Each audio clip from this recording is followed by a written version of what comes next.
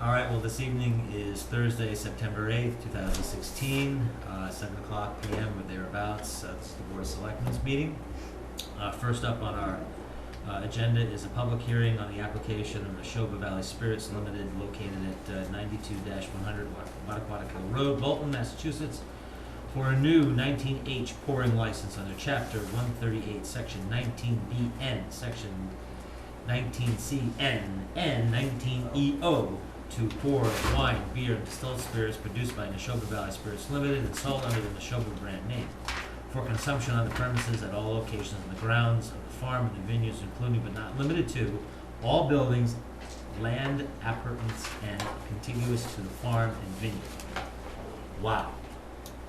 It's a mouthful. Not my language. I know. So I guess number one, I'm assuming you're happy with the outcome? Yes. Good. I'm happy with the outcome. I don't have any questions in particular on the application. I don't know if you gentlemen have any particular questions or issues or anything. Anything from the audience? So I think obviously this was an interesting journey for you. Very. We'll use that word tonight. I dragged on along with me. It's almost an odyssey. Yeah. So I think all that really is left to do is to vote on the approval of the application. And I guess we sign it. Yes, you have a form. Okay, so I'll take a motion to approve the application. That very long thing I just mentioned. I will move that. Okay. Second. All those in favor signify by saying aye. Aye. Aye. Okay. Excellent. So what's so we signed and this goes back to? It goes to ABCC. Yeah, and they Okay. promised to handle it as expeditiously Handle it. as they can. Good, good. Thank you very much. We Good. appreciate you guys spent a lot of time and effort It's, on the application. it was, Thank you so much. yeah. I mean, it was Congratulations. obvious to everybody that You take it. Okay.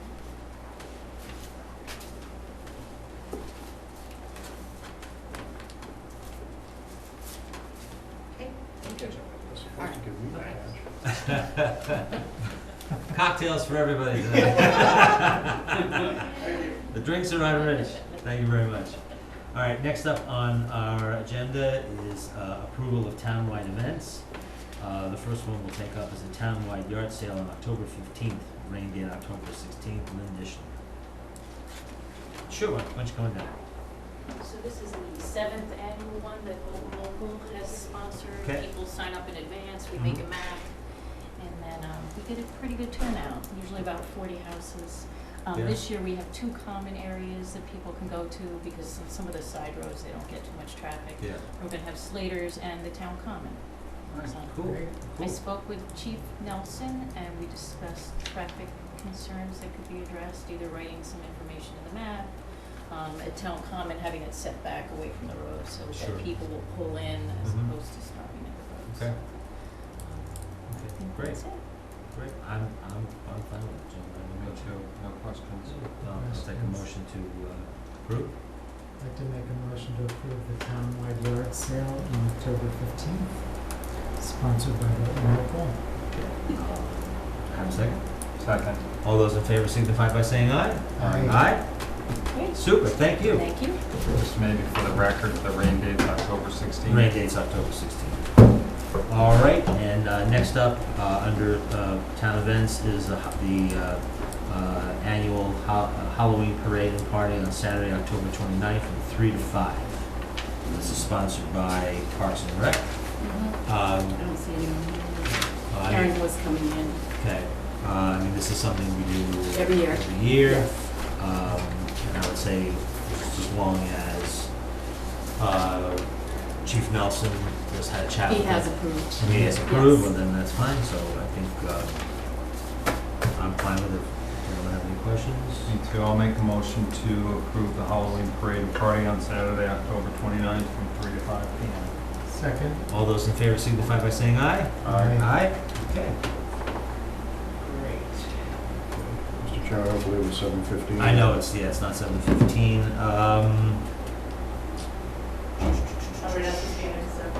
Oh, no, you can. That's fine, that's fine. It's just, we have to wait till 7:15. It's just, do you wanna do, any updates? I could do my report, sure. Sure. I don't have only one tonight.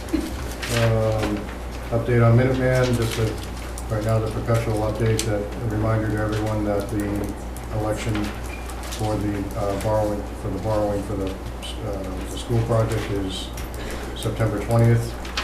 Polling, I believe, to be from noon to 8. Okay. And an update on the meeting with the Department of Transportation. At the last meeting, the board asked that I work on scheduling not a public meeting with DOT, with a Selectmen's representative, representatives from Stowe and Lancaster. So I've got an email into Barry Lorian asking for availability. Haven't gotten a response back yet, so I'll be following up. But it would be helpful to get a little clarification. There's one thing that wasn't specific was, I'm assuming that I should be soliciting participation from a selectman from Stowe and a selectman from Lancaster. I mean, we said we wanted the other towns in the district represented, but we weren't particularly, I assumed selectmen, but I thought I should ask the question. My recollection was that this came up at the Tri-Town in Stowe. That was my recollection, and we were gonna do something at Neshoba. Mm-hmm. And then I think you asked DOT, and he said he didn't wanna go to a public meeting. Correct. And so now and I know there was some concern that there would be an open meeting. So what are we trying to achieve? Well, at the last meeting, the board discussed having a working meeting, but make sure, and including, the appropriate people from my staff, presumably Harold Brown, Public Way Safety Committee should be included, but there was specific mention of making sure there was representation from the other two towns in the district. So I thought, I should clarify, since there would be a selectman's representative from this board, I was assuming your colleagues from the other town would be the choice, but I thought I should verify that with you. I think it'd be fine to ask some representation. I mean, it is the highest one. And I was also thinking that it would be appropriate to invite the two Bolton School Committee reps to sit in as well. And then, you don't want the meeting to get unwieldy either. So if we had those 3 selecting, counting this board, and Harold, and someone from Public Way Safety and myself, that gets right around 10 or 11 at last count, so that's probably... And there would just be one selectman from Bolton, one from Stowe, one from Lancaster? That was my thought, yes. Okay. But that way we don't, we're a 3-person board, they're both 5-person boards, but we want to make sure that we stay away from the quorum. Okay. So, but if anyone had any other ideas, I wanted to make sure I was going in the direction that the board wanted. I think it's fine. Sounds Okay. fine to me. Okay, and that's the group that mainly Linda will try to schedule. But the key is to make sure that we're working around Barry's schedule. All right. All right, thank you. And You're all set, Karen. You're all set.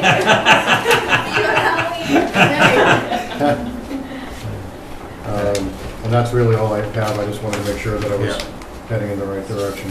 And as soon as I have dates available from Barry, then we'll get them out to everyone. But I'll get an email out to my colleagues in the other 2 towns in the next day or 2, asking them to solicit volunteers from the respective boards. So that we try and do it on site, we have the meeting by. Yes, so we'll try and work with Dr. Graham and try to get a meeting room down there. Great. All right. We have 2 weeks to go, and there's really not a whole lot. One thing that we can, which will be very brief, is item number 5. I'll just comment on what's transpired. We had an executive session this evening pursuant to Mass General Law, Chapter 38, Section 21A2, discuss strategy with respect to contract negotiations with non-union personnel. We are continuing that executive session to the next Board of Selectmen meeting, which will be on September 22nd at 6:30.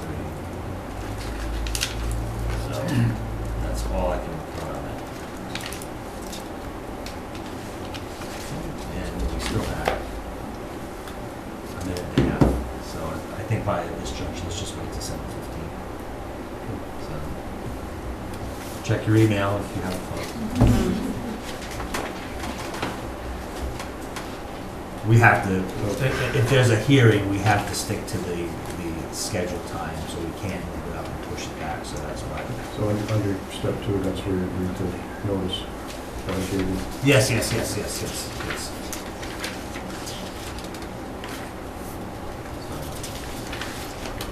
We'll get started with the hearing in just a minute. Every year when I go to the MMA conference, I take all the handouts I can get from, especially down the other huge booth down there, but some of the smaller firms. Could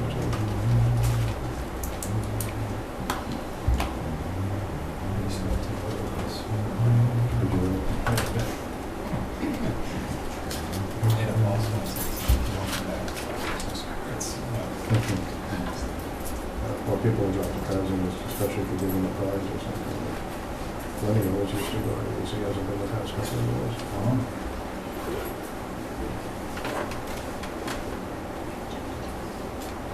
All right, 7:15, we will now commence the item number 4 on our agenda, which is the dog complaint hearing. I'll open the meeting by reading the notice into the record first, and then I have one or two other questions to the personnel. The Board of Selectmen requests your presence at a hearing on Thursday, September 8, 2016, at 7:15 p.m. at the Houghton Building, 697 Main Street, regarding a complaint concerning Suzanne Sipowicz's dog, Ally. A copy of the complaint is enclosed. The hearing will be held pursuant to Massachusetts General Law, Chapter 140, Section 157, and the Code of the Town of Bolton, Chapter 110, Animals, Section 110-3, Prohibited Conduct. And I want to make sure that this was served to the applicable parties. It has, and it has been posted. Okay, great. Before we get going, just a couple of ground rules relative to the hearing. Just to let you know that the testimony will be limited to the issues directly related to the subject matter of the hearing. Only one person will be permitted to speak at a time. All discussion will go through me, so it's basically like town meeting where you talk to the moderator and not to the person. And all parties are expected to conduct themselves civilly, and arguments between the parties will not be permitted. Before we take any testimony, if there are any witnesses that plan on testifying, then what I need to have you do is, what I'm going to request is that if anyone's planning on testifying, that you all stand at the same time and raise your right hand and swear, which I will recite to you. So if anyone's planning on testifying in regards to this hearing, would you please stand? Alrighty. What I would like you to do is raise your right hand and swear that the testimony that I am about to give in this matter is the truth, the whole truth, and nothing but the truth. The testimony I am about to give in this matter is the truth, the whole truth, and nothing but the truth. Thank you very much. So I believe for each person who testifies, I would ask that you identify yourselves by stating your name and address for the record. And the witnesses may be questioned by the members of the board. We will not be taking any questions from the audience. So this is basically, any testimony will be given to the board, and any communication and questions and answers will be between the person testifying and the Board of Selectmen, and not anyone else. Witnesses may be questioned by members. In adjudication hearings, however, witnesses may be first cross-examined by a representative of the hearing target. So I would assume that means that people who are testifying and vice versa can ask questions amongst themselves through the chair? No, actually, it would be if there's a, if the hearing target is in this case, is the owner of the dog. Okay. So if the owner of the dog had, for example, an attorney present, and Okay. they wanted to ask any questions of the complainant, they could do so. Do you have an attorney present? No, I- Okay. I have a question. Can you read the complaint? I just did. You said it was attached. Oh, the letter that we received? Yeah. I guess I can do that. All you need to do is read the notice. Okay, well, I've read the notice. I think that's all I'm required to do. So if someone wants to, the complainant wants to elaborate on her complaint, that she can. It's a public record, and they can certainly see it after the hearing, but it Right. doesn't get read into the Okay. record. All right, so I guess, should we first ask Tracy Lindsay to speak? Since she's the individual who's, Yes. okay. Tracy, you wanna? Sure. I really didn't want to say a whole lot, other than I can read Name what and address, happened. Mr. Oh, your name and address, please? Yes, I'm Tracy Lindsay, 104 Green Road. Okay. So I was not too sure what would happen here, but I can read what I wrote happened. Sure. If that seems to be what people want to know. So I'll just read it. My daughter Natalie, 19, and I were walking our 1-year-old female husky, Nemo, as we came up Kettle Bowl and approached Fox Run. A tall, middle-aged woman with blonde hair, I said, and I didn't know who it was, the baseball hat on, was walking 2 dogs on the opposite side of the road towards us. Nemo, who loves all dogs, wanted to say hello, so I called out, "Are your dogs friendly?" She did not respond, but her dogs lunged towards us, and she said, I don't know, can I read that? O-S expletive. Explicit, there you go. Okay. She was clearly unable to control the dogs. One of the dogs, not the golden retriever, escaped from his leash somehow and began viciously biting, growling, and attacking Nemo around the neck and body. I tried to kick it away and did kick it a few times, but it kept coming back.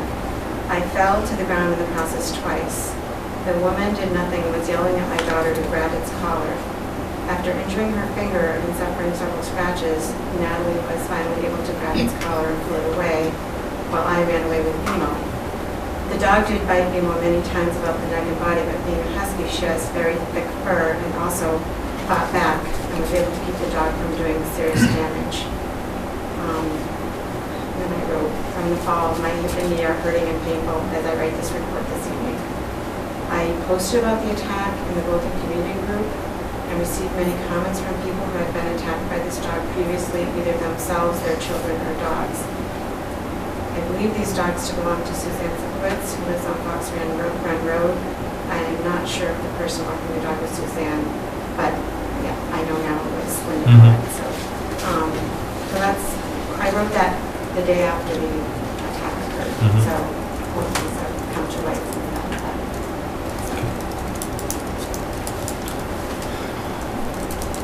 Anyone else wish to? Well, does the board have any questions of? Oh, sure. Okay, gentlemen, have any questions?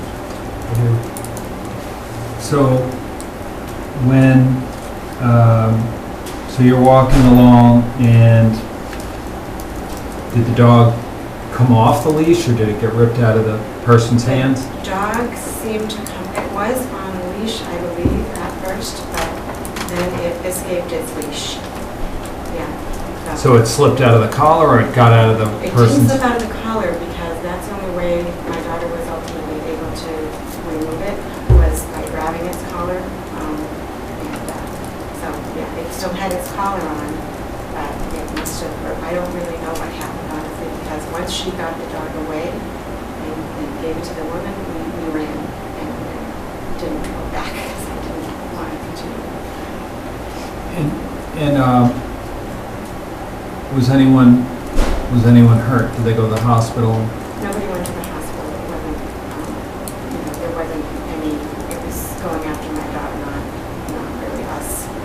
thought you made mention of a finger or, Yes, my daughter's finger was bloodied and her knee was scratched, but we were in the hospital. And it was, she was not going to go to the hospital. for and did that. the dog did that to her, or was it in a scuffle? Yeah, the dog did that in a scuffle. Fortunately, she didn't get bitten. That's what I was worried about with that. She's a big, strong girl and she's pretty calm, and she was able to pull the dog away. But what caused her injury? The dog, yeah. Its teeth, or how did? I don't know. I was falling on the ground. It happened quickly. It had to have been, because she didn't fall, so it had to have been either its claws. Actually, the animal inspector, Phyllis, had the dog quarantined because of the scratches on her knee. Because it probably came from the claws, I'm thinking. So, And did you call the police? yes, I did. And is there a police report? I think they called the dog officer, Susan. I don't know, Susan. Yes, Susan's here. Because I spoke to Susan. And is there a report from the dog officer? A written report, I mean? No, there's, what there is there are 2 pages. Not only is the original complaint, but there's also a very, very, very deep, detailed, page that is the victim here.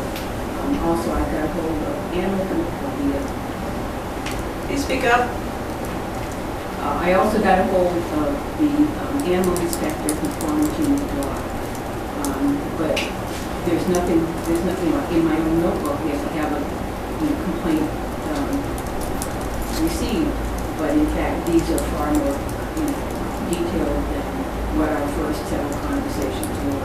Because we played telephone tag, I think, a little bit at the beginning, and it was actually, a couple of days later that this, I got a hold of all of the information, and it was at that point that Phyllis went over and, quarantined the dog to ensure that the was no problem.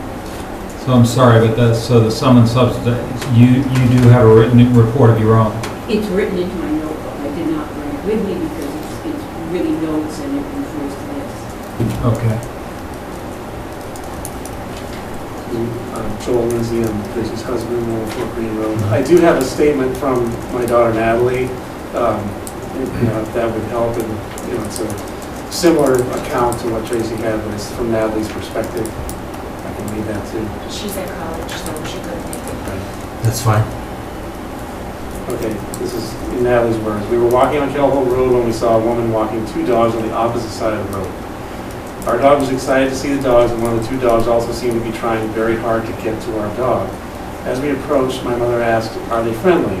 The woman did not respond and seemed very nervous, distressed, and actually unable to speak. She seemed unable to control the approaching, increasingly aggressive dog, and as it dragged her closer to us, it broke free of its leash and started attacking our dog by biting and chasing her. Our dog was attempting to run away, and my mother and I were trying to stop the dog by yelling at it and pushing, kicking it away.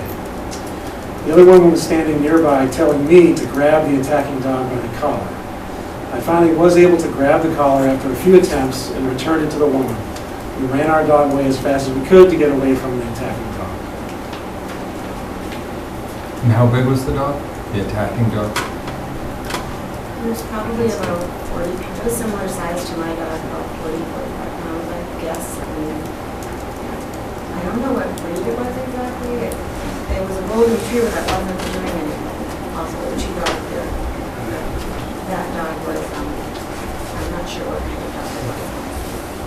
Not one I really recognize. Probably a mixed, I would say. It was red colored.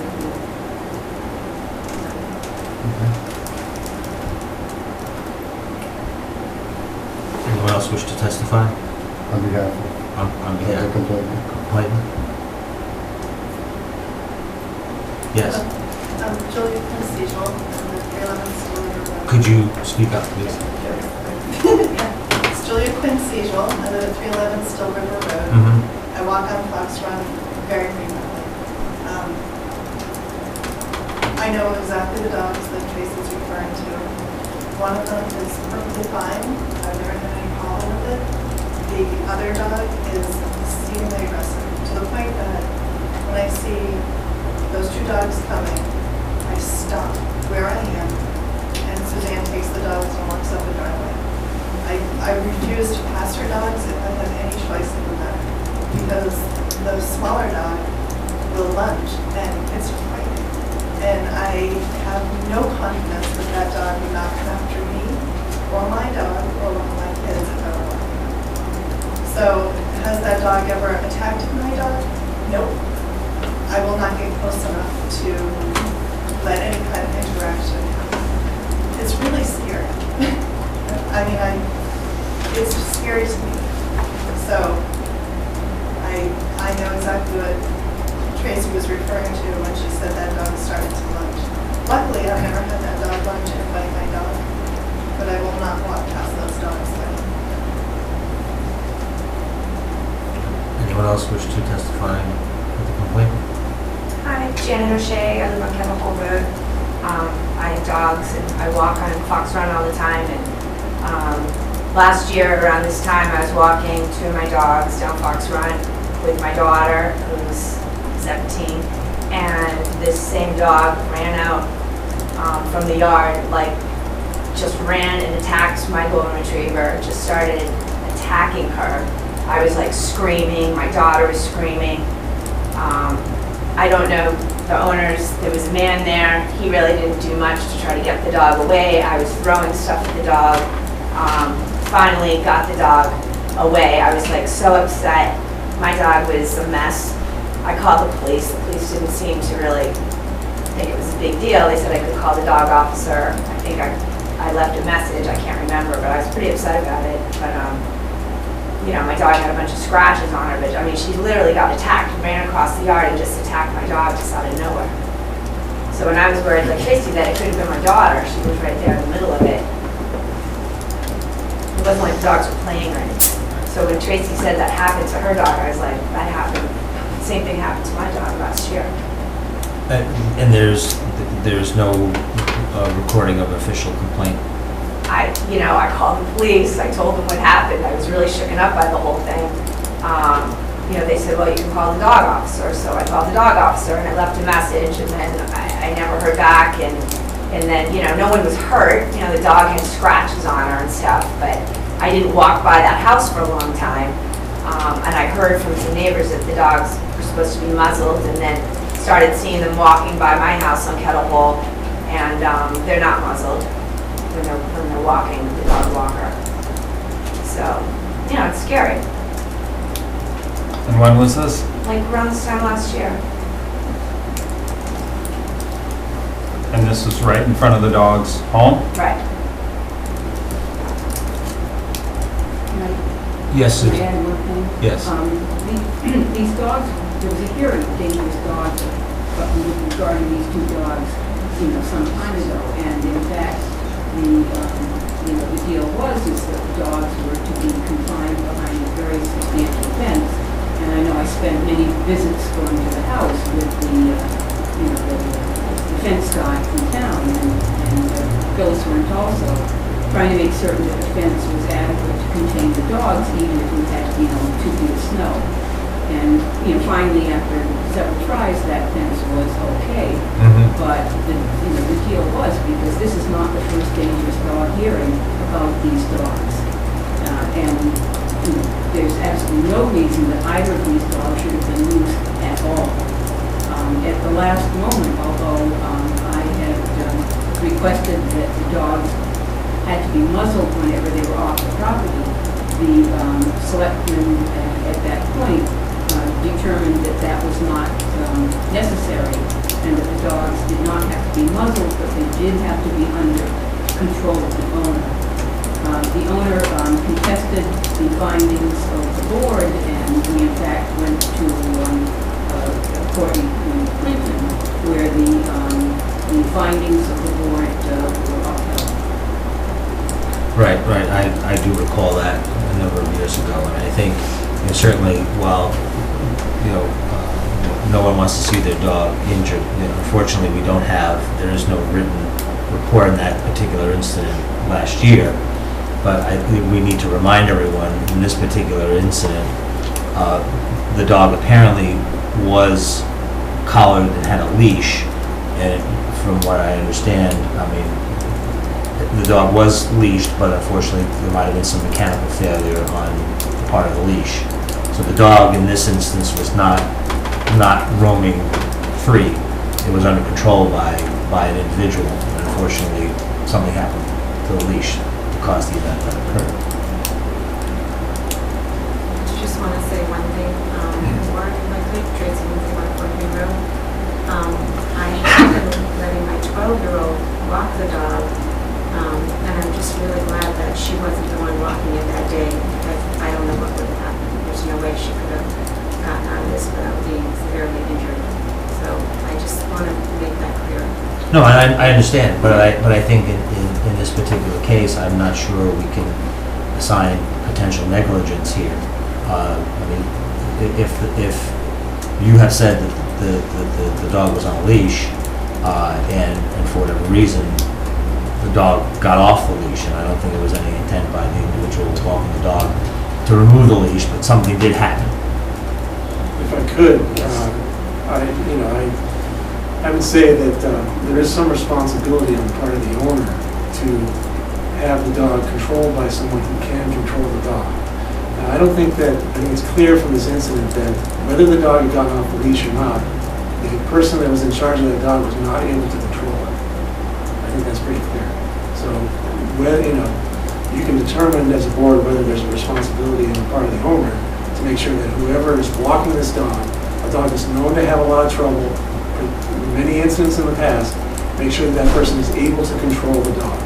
I'm only addressing the fact that there was a mechanical failure on the leash. I'm not commenting on anything else at this time. So if there's no one else for that. I just need to raise. Identify yourself. I'm Sejal, yeah. In all fairness, we don't know if it was a mechanical failure or not. I just want to put that out there. I know that's what you were assuming, but on our part, we are also assuming the dog is not controlled. So there might be a little bit of a gap there. Maybe there was mechanical failure, maybe that's happened before. I just want to put that out there. Well, obviously we don't know that. We don't know, but I don't want you to assume it was mechanical failure, sort of rest it at that. All I know is the dog was on a leash and the dog wasn't on a leash. So that's all the information we have at this point. I'd like to ask another question, Sure. Mr. Chairman. So, when you were trying to pull the dog off, or your daughter was the leash attached to the collar, or was it No. just the collar? It was just the collar. It's hard to remember how the dog was. I remember the woman holding a leash, but the dog lunged so quickly, it's hard for me to even remember if the dog was on the leash, but I think it was, because she must have put it back on the leash when I gave it back to her.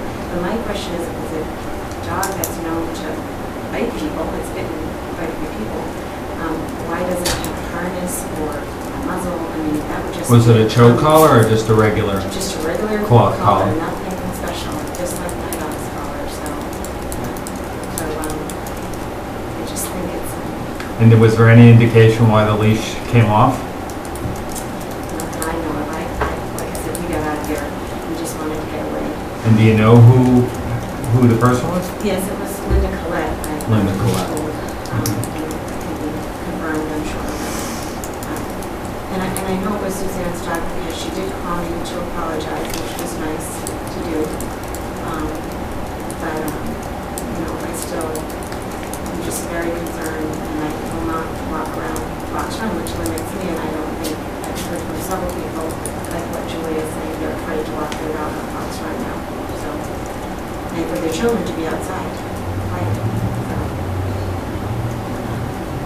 So no, you would ask the dog owner to speak. Right. I was testimony for the complaint appears to be concluded. Would the dog owner like to speak? Yes, I'd like to speak, but I also would like Linda to speak, because she was actually one that was walking the dog. I'm obviously was not. Could you identify who you are? Yeah, Suzanne Sibwich, 122 Foxrun Road. I'm going to have Linda speak first, because she was actually the one that was walking the dog, and her version of what happened is quite different. So I think that we'll start with that, and then I think we can make comments after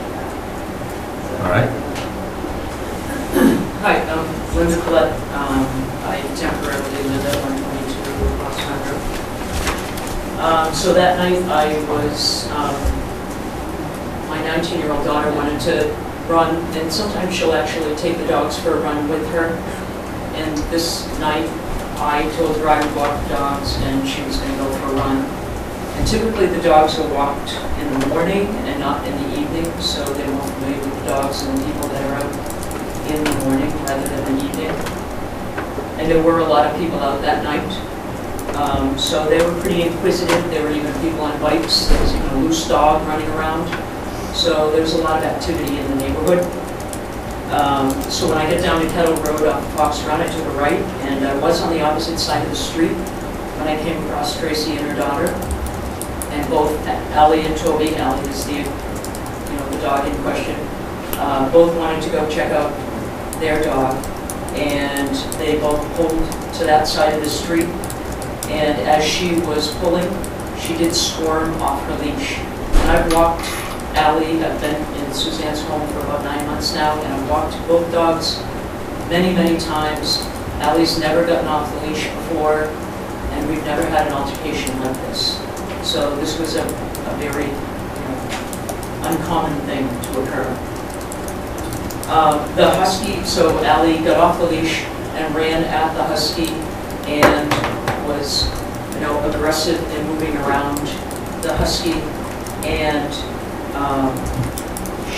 the husky, I noticed, kind of stayed motionless on her leash. I was trying to get Allie, but Toby was in the middle of the whole mess, and Allie kept running around the husky. So it was hard for me to hold on to Toby as I tried to also get a hold of Allie. And Tracy was kicking Allie and trying to get her away from the husky and fell one time.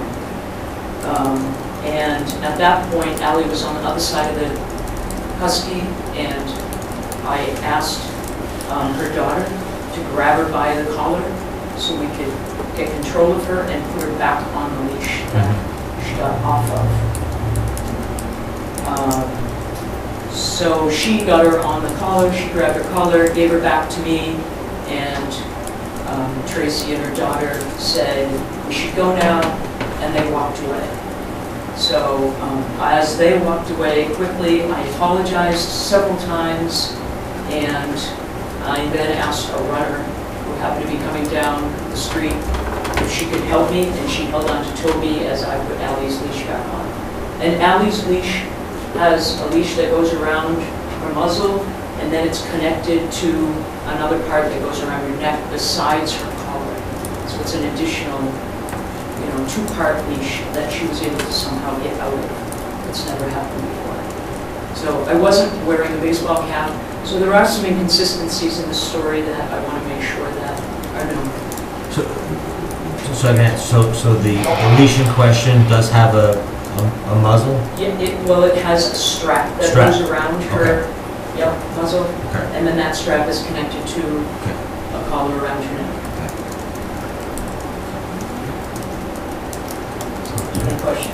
I do. So, is the dog aggressive on a regular basis?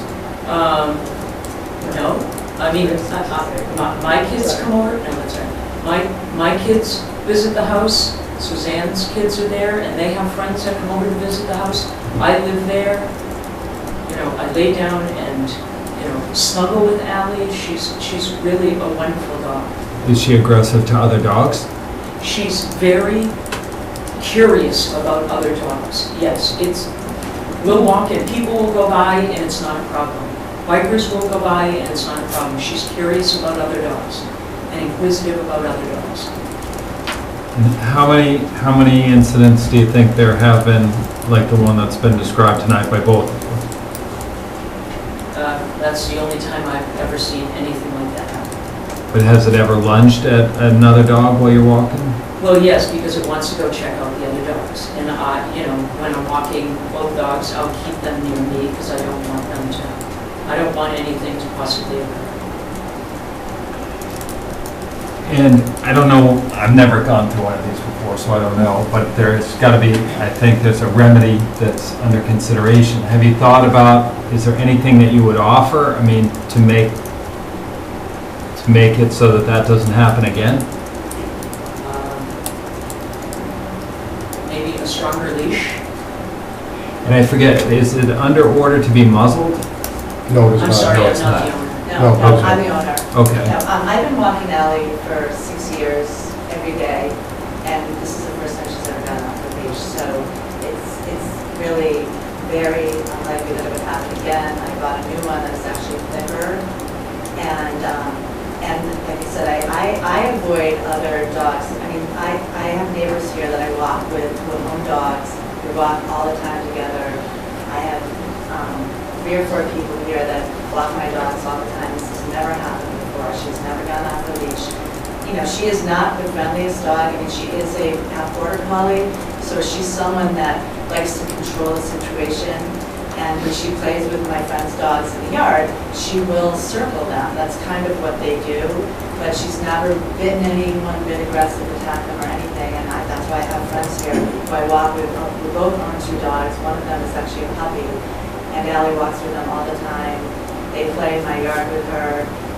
This was just, I think what happened was there were so many dogs out. There was one dog that was actually loose with a guy on a bike that had passed them, and it was just like there was just so many dogs that she had never seen before that she was overexcited.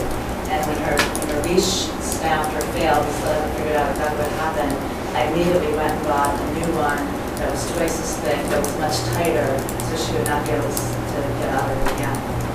But does she lunge at dogs? No, she pulls like all dogs do. She just pulls, like she wants to go see them. And dogs that we know, so like for instance, if Eileen's coming up with her 2 dogs, yes, Allie will be pulling. I know her dogs, so yeah, we'll go over and I'll let her go and see them. If it's a dog that I don't know, I usually either turn around or cross the street, or if there's a driveway or a path, I'll go up the path just to avoid the situation because I don't know other people's dogs. Most of the dogs in the neighborhood, as you'll find, I know, and Allie knows, so it's not an issue. I think that what happened that night, there was just a lot of dogs that she had never seen before, and again, that loose dog that had kind of like run right into them, you know, right before she came across Tracy, that it was just kind of like the perfect storm. And then her leash failed, which had never done in 6 years, and has never done. And is there anything that you would consider just suggesting, you know, to make those walks more secure? I mean, like Well, I mean, I a did harness go or by, a... Yeah, I did go buy another much stronger, more secure. Gentle leader goes around her mouth and then around her neck, so it's like a double thing. And, you know, I could even put on 2, so if one failed, you know, there's no way that 2 are going to fail. But like I said, I've been walking her every day for 6 years, and this is the first time that it happened. So it's not like it's, you know, it happens all the time. And what's the existing order on the dog? That she has to be on a leash. No, that's not exactly accurate. The existing order on the dog is, if the dog is on premises, it has to either be in the house or it has to be in the rear, in the pool area where the 6-foot fence Yeah, we have a was camera on the constructed. back. It can't just be out on the lawn, and if it's being walked, it needs to be on a leash at all times. And was there any specifics about type of leash or choke collar or harness? Or No, there was nothing specific about leash, choke collar, or harness. Susan Latham is correct. When she gave a recommendation 4 years ago to the board, it was suggested that a muzzle be included as part of the order, and the board thought that could be excessive, so the board opted not to do that. But so when it's off premises, or when it's not in the house or in the backyard, it needs to be leashed at all times. But the word was leashed, it wasn't harnessed or anything like that. Thank you. Question right there, Steve. That wasn't the whole house. Yes. Very, very quick comment. Please don't forget, and I'm sure you are not, that these dogs were declared dangerous 4 years ago. So this is, you know, there is a background of fighting. So I'm sure that you realize that. Yes, It's yes. just that these are not dogs that have a clean slate, especially Allie. That's been Correct. I will say that the the bite that two people that Ally bit were in our yard and went through a gate that specifically said, do not enter. So she's never bit anyone outside of her own yard. These were, one was a suburban propane delivery person that said, right in my file, do not go into the yard if the dogs are out. And he went right through the gate and said, don't go through the gate. And the other person was somebody that was skateboarding in our driveway, and I had asked them several times not to skateboard in our driveway, and they were in our yard. So she's never bit anybody outside the yard. She's always been on the leash outside the yard. So, if there is that history, but it's not like she was outside biting everybody in the neighborhood. And I have probably more than half of my neighbors here today that are not, afraid of her. Their kids ride their bikes and play in the street and come over to my house. So, the letter that people are afraid for their kids to ride their bikes or come into the neighborhood is really not true. I mean, I have, all my immediate neighbors right here. But I just want to say something. I'm the dog walker also. Could you identify who you are? I'm Cheryl Raynal. I work for Your Pet Smas out of Harvard, and I've walked your dogs for 4 years. So if there's any questions that you need to ask me, I'm going to have to answer. And I haven't, and she's never gotten off leash with me. I walked her well. So. My name is Florence Dorn. I groom, I'm a dog groomer, and I also run a dog daycare. And both Allie and Toby both come to me 3 to 4 times, every 3 to 4 weeks, I should say. They've been in doggy daycare. The only thing that I can say is with Allie, all dogs want to check out other dogs. It's a known fact. Allie is very inquisitive. Toby's more laid back, but I've seen her do that. She's been in doggy daycare with 20 other dogs. It's not as if she was attacking. I've known her for 5 years. She's been in and out of doggy daycare several times. Never did I see her lunch. I have walked her before. I've stayed with her before. Walked her. I didn't see any other dogs, but she is a puller.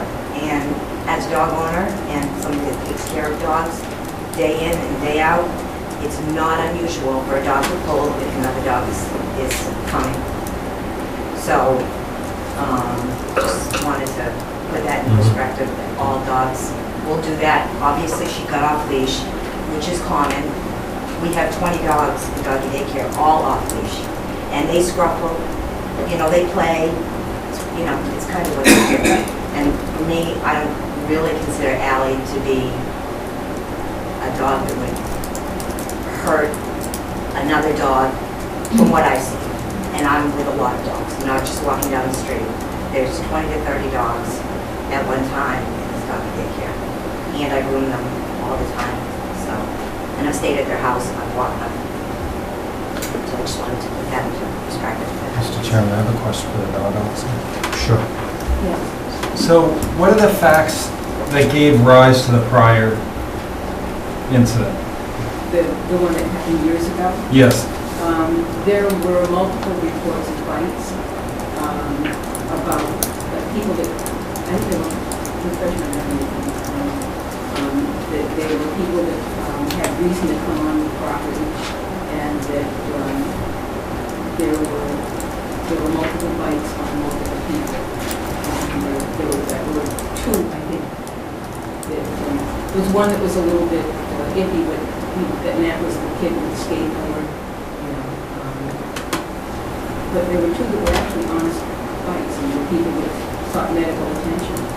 And so the board at that point declared both dogs dangerous, although Allie was the one that was the most aggressive.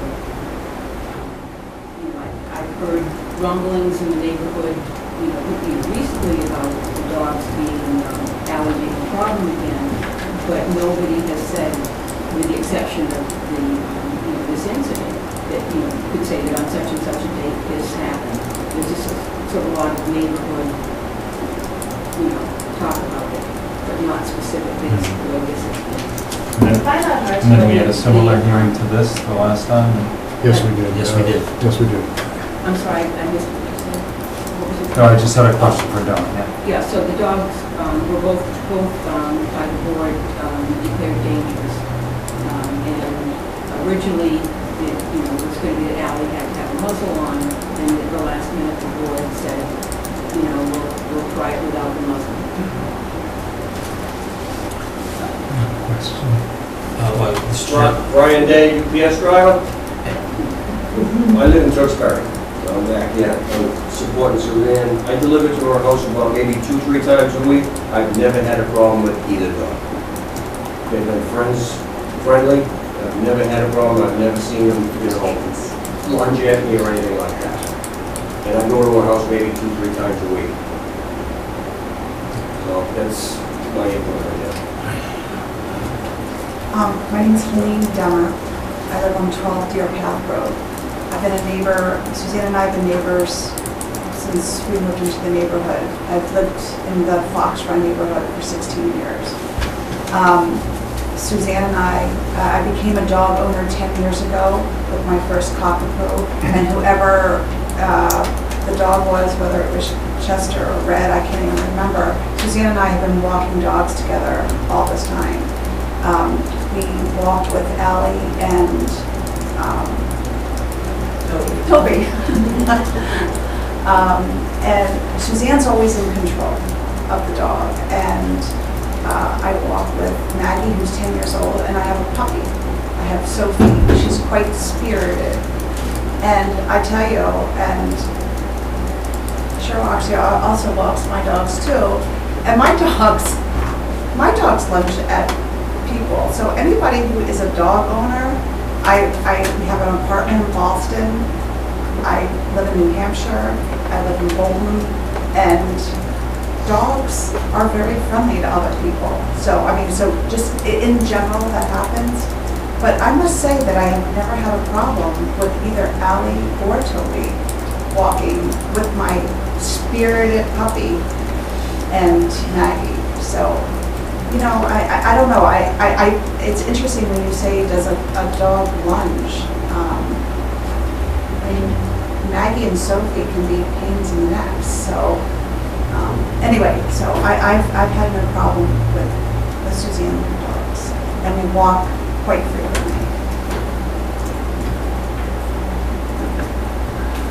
Charles Goldman. I live directly across the street from Suzanne. Obviously, I see them on a daily basis. So I've got a little Boston Terrier. When I'm walking my little Boston Terrier and she's walking her dog, I go up and talk to her. The dog sits, the dogs just stand there and play. They pull at each other, but that's, normal, but we sit there and talk and have a problem. My children have grown up going across the street to her house, in her backyard. Never had a problem with any of them. It's just an unfortunate incident that it got off the leash, but and the dog isn't any more aggressive than any other dog I know. I'm just Lynn Vittorioso, 138 Fox Run Road, another neighbor. I also have 2 dogs, and they're small dogs, and they walk with Suzanne's dogs all the time. There's never been any aggression with Allie towards my dogs. One of my dogs is very timid and afraid, and she goes right up to Allie and plays with her. There's never been any aggression whatsoever. My son has been over there in the house multiple times. Nothing's ever happened. I've been there. The dogs have always been friendly. Never seen aggression. And I think I agree with Chuck that it's just an unfortunate circumstance that happened.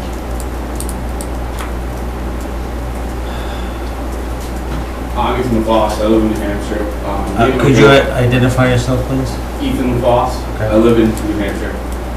Me and my girlfriend dog sit all the time for Suzanne. Over the past 2 years, I've probably stayed there 5 to 10 times. I walk Allie and Toby every time I'm there, and never had an issue with either of them. I walked into her house as a complete stranger, and dogs love me. They never had an issue with me. I think we've probably had enough testimony. I don't think there's going to be anything new that's going to be added to the discussion. from either side. I think we have all the evidence that we need, unless there's something new that we haven't discussed, but I think we've pretty much discussed everything. Do you have something that's? I just want to speak more on behalf of Tracy, the owner of Bima, of the dog. My name's Heather Tenacian, and I'm her neighbor. I'm just wondering, this isn't really testimony. These are just people. We could get all kinds of people from town who never had an incident with this dog, but the fact remains that there are several people and other dogs who did have an altercation with this dog, a pretty fierce altercation. So, but, you know, everybody's talking about, that's not really testimony, right? Well, because we're talking about an event. Well, it's an event, and you know, people are entitled to their opinion, but the fact remains that this incident occurred. Right. The fact remains that there was a hearing a number of years ago. So we've gathered the information and the input. I don't think there's anything else that anyone can add to this, and at this point, I'm Jill Valley from the Golden Post Office. I'm carrying everybody's dogs in here. I know them all. I'm not afraid of the dog. I go right on the property. There's nothing wrong. I'm not afraid of any dog. Half the dogs do lunge at me because they see my truck, they want a treat. Also, I don't have her dog on my watch list as a dangerous potential dog. I do, you know, on my route, my scanner does pop up when I get near houses that have dogs that we have alerts on.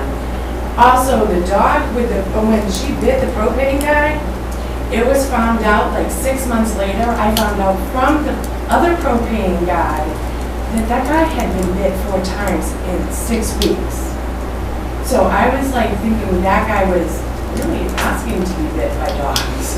well, that's not anything that we can accept, because that's just hearsay. That has nothing to do with this area whatsoever. They've marked the dogs dangerous, and I have no fear of them. And yes, I have to say, Allie, since she's been put in her pen, she seems more hyper, like when she sees you, because someone's coming to pay her attention. So I'm just saying that I do not fear this dog. I know everybody's dogs here. They all lunge at everybody, and most of them all lunge at my truck because I feed them. Thank you. I think we're definitely done. Since all the relevant testimony and evidence is presented, I will entertain a motion to close the evidentiary portion of this hearing. I'll take a motion to close the evidentiary portion of this hearing. I'll make a motion to close the evidentiary portion of this hearing. Second. All those in favor signify by saying aye. Aye. Now what we will do is You should declare the evidentiary. yes, the evidentiary hearing is done, if you haven't realized that.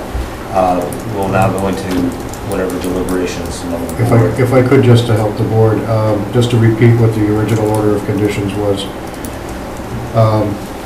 The pool area was fenced in with a 6-foot-high fence. As Susan said, if we had 2 feet of snow, the dog still couldn't get over the fence, which is why it was 6 feet high. If it's not in the house or in the penned area, it's to be leashed at all times. And just to clarify for you, once a dog is designated to be dangerous, it's dangerous for life. The designation never goes away, according to the law. So I just want to make sure you understand that.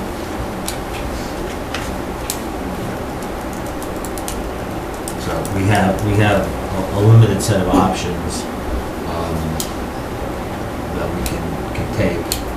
One is to we get some recommendation from the animal control. I'm sorry, Mr. Chairman, if I may. It really is a 2-step process here. The first is to determine whether or not there has been a violation on the part of the dog, and then the second part, what if any action is taken. Well, in terms of the last hearing and the orders of condition, it doesn't appear that there's any violation on that. The dog was on a leash, being walked, the dog wasn't roaming loose, as far as I know. I would double check the order, because I believe what it said is the dog is to be leashed at all times. So apparently at one point the dog got off the leash for whatever reason, not due to negligence, but it did get off. It did get off the leash, but it was, from what we understand, was leashed. It was leashed. And the dog got off the leash, so technically, if you want to say that the dog was not leashed, yes, that's correct. But it didn't start out as the dog was. No, it did not. Was being walked without a leash. No. Is that the, do we have the? Yes, we have that in the file. June 26th.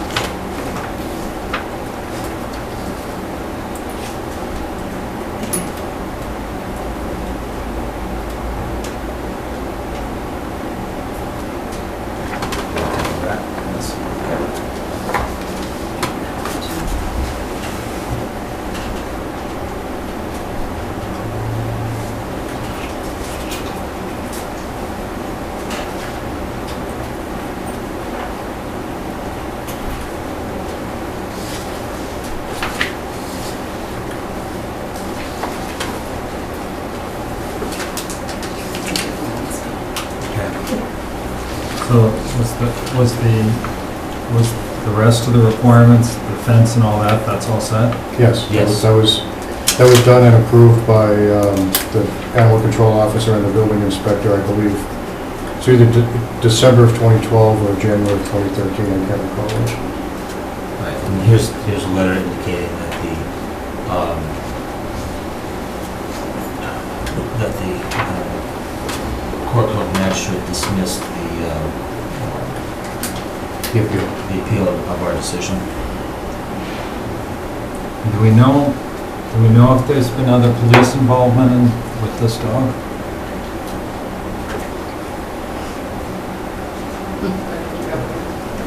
I can't answer that question. Well, there's certainly, Susan, can you address the question this way? Since that last hearing, an incident back in the 2012 timeframe, have you received any formal complaints? Not formal, no. There's, and I'm excluding this particular episode. Sometimes you hear stuff, but nobody's come forward to me and say, on such and such a Right, date, to formally complain where you have a report. I received no formal complaints. Okay. So while there may have been some alleged incidents, there's nothing that's been formally memorialized by the animal control officer from that point until now.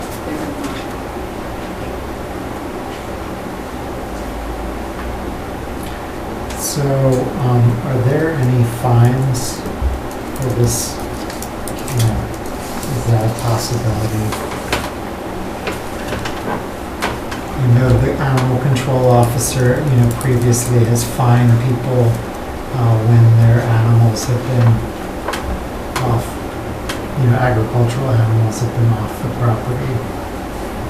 Yes, according to the bylaws of the town, any owner of any animal, if it's not under their owners, if it's not under, I want to phrase this another way, any animal is supposed to be under control of the owner at all times, and if it's found to be not in control of the owner, then there is an applicable fine if the board chooses to assess. Actually, I forget if the board chooses to assess it or if the animal control. I think the animal control officer herself would be the one who would assess the fine.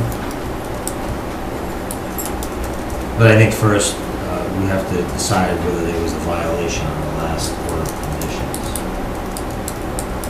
for this particular incident. So I'm trying to understand the contraption that was around the face. Did the dog pull itself out?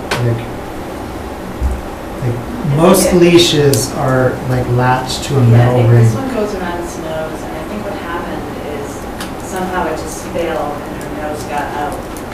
And when that happens, it loosens the collar so it can come right off her head. normally it's like a double thing, and keeps her tight here and keeps her tight there. When this failed, it loosened up the rest of it so she could slide out. But she still had her collar on, and she had a double leash on. It was simply a malfunction of the leash. May I suggest that under many circumstances, equipment failure would mitigate, what happened. But since this dog was deemed dangerous, that really puts it into a different category, in which, that there really can't be any, sort of almost in books.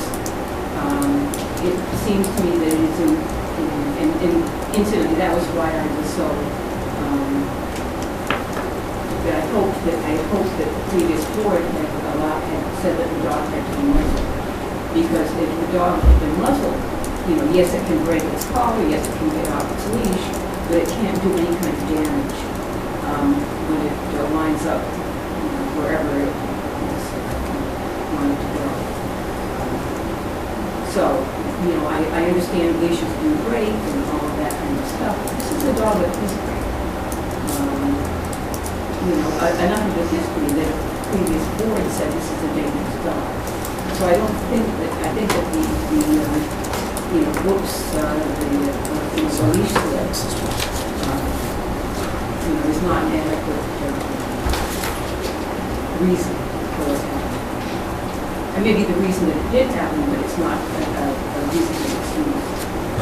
So what you're suggesting is that a separate, well, Mark, this is not a decision, but what you're suggesting is that a separate muzzle should be employed in this particular situation. It should have been, yes. In addition to a collar. Oh, absolutely. Yes, because even if the collar slips, even if the leash breaks, even if somebody falls down and skins their knee, the dog still has a muzzle on it, and therefore can't inflict any kind of damage. And muzzles are not the terrible things that that you may think they are. I mean, the greyhounds that we used to race had muzzles on, and they can certainly breathe well enough to run, and compete. So there are lots of different. The police dogs have muzzles on until they're deployed. So they're not. It's not an instrument of torture.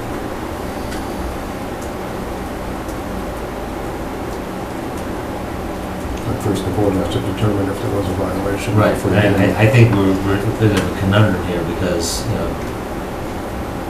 the dog clearly wasn't out on its own without a leash. Something happened with the leash. It wasn't in control of its own. Was the person walking in control? That what you just said before, it has to be in control of the leash.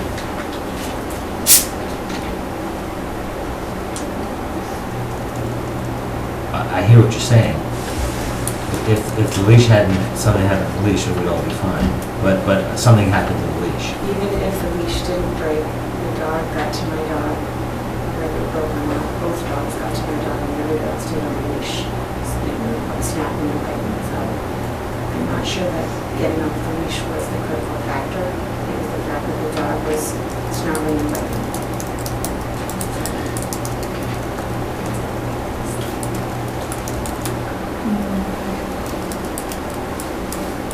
It sounds like we have to vote on whether or not each of us feels there's been a violation, right? That's the threshold. That's the first step. If it's no, then we don't move forward. If it's yes, we move forward. Yes, because the guidelines are, first you determine whether or not there was a violation, and two, if so, what if any action should be taken? And in terms of our remedy, we have a complete. Yes, you do.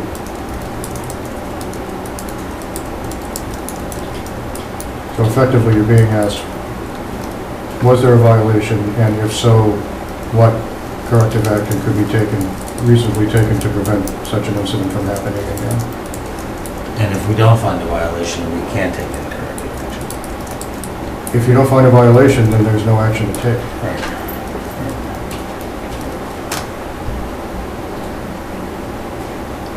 Well, I mean, I don't know the type of restraint and leash and collar that was used, so I don't have that information. As I said, I've been walking her with the same leash for 6 years, and it's never broken. So it's not like it has ever happened in 6 years we've been walked every single day. And maybe sometimes twice a day. So it's not like, oh yeah, it happened last month and then it happened again. So I think it was just a malfunction. I'm not saying, oops, like it's not a big deal. It's a big deal. But I bought a stronger one that's actually thicker, and I would be willing to have 2 on her. So if one did break, the other one would still be there. How long, the previous leash, how long did you own that? I had one for 4 years, and I lost it somewhere in my truck. So then I bought a new one, so this one was violated. So I've had 2 in 8 years. They have never broken. Well, I mean, it did that day, so it could be, product fatigue. And that's why I obviously went about my new one. I understand. And the part that goes around the muzzle does restrict her mouth somewhat. So, I mean, she didn't bite, Earl or Tracy. She didn't bite. She was interested in the dog. It's not in the people. She was trying to kill my dog.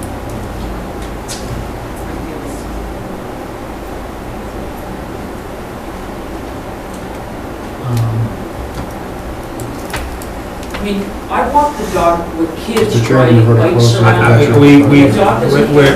We're not taking any more testimony, thank you. You know, to the animal control officer's point, the dog was deemed dangerous some number of years ago. You know, so certainly extra care needs to be taken. We just heard that, you know, the owner has had 2 such leashes in the last 8 years, so I can't quantify whether or not there was, you know, any negligence in terms of looking at the leash to make sure that the leash was up to snuff. It's just like, you know, you can drive your car until there's no tire left, but that's not necessarily the safest thing to do. You need to be cognizant of that your tires are good in your cars. And so from that perspective, you know, was all the precautions taken, you know, given the fact that there is this prior history with the dog. And yes, unfortunately, this incident happened, and yes, there haven't been that many, but you know, I'm not so sure that, you know, since we don't have the leash in question and whatnot, that whether or not, you know, adequate precautions were taken for this particular incident. But yes, I mean, all animals, in some cases, will love some people and not love other people. So I think, you know, I'm more inclined to say that there was a violation at this point in terms of, you know, it's an unfortunate incident, but I'm inclined to say that there was a violation in terms of making sure that the dog was adequately restrained. I would agree. I mean, just looking at, I mean, you have this history and people have been bit, and, you know, that the order does say,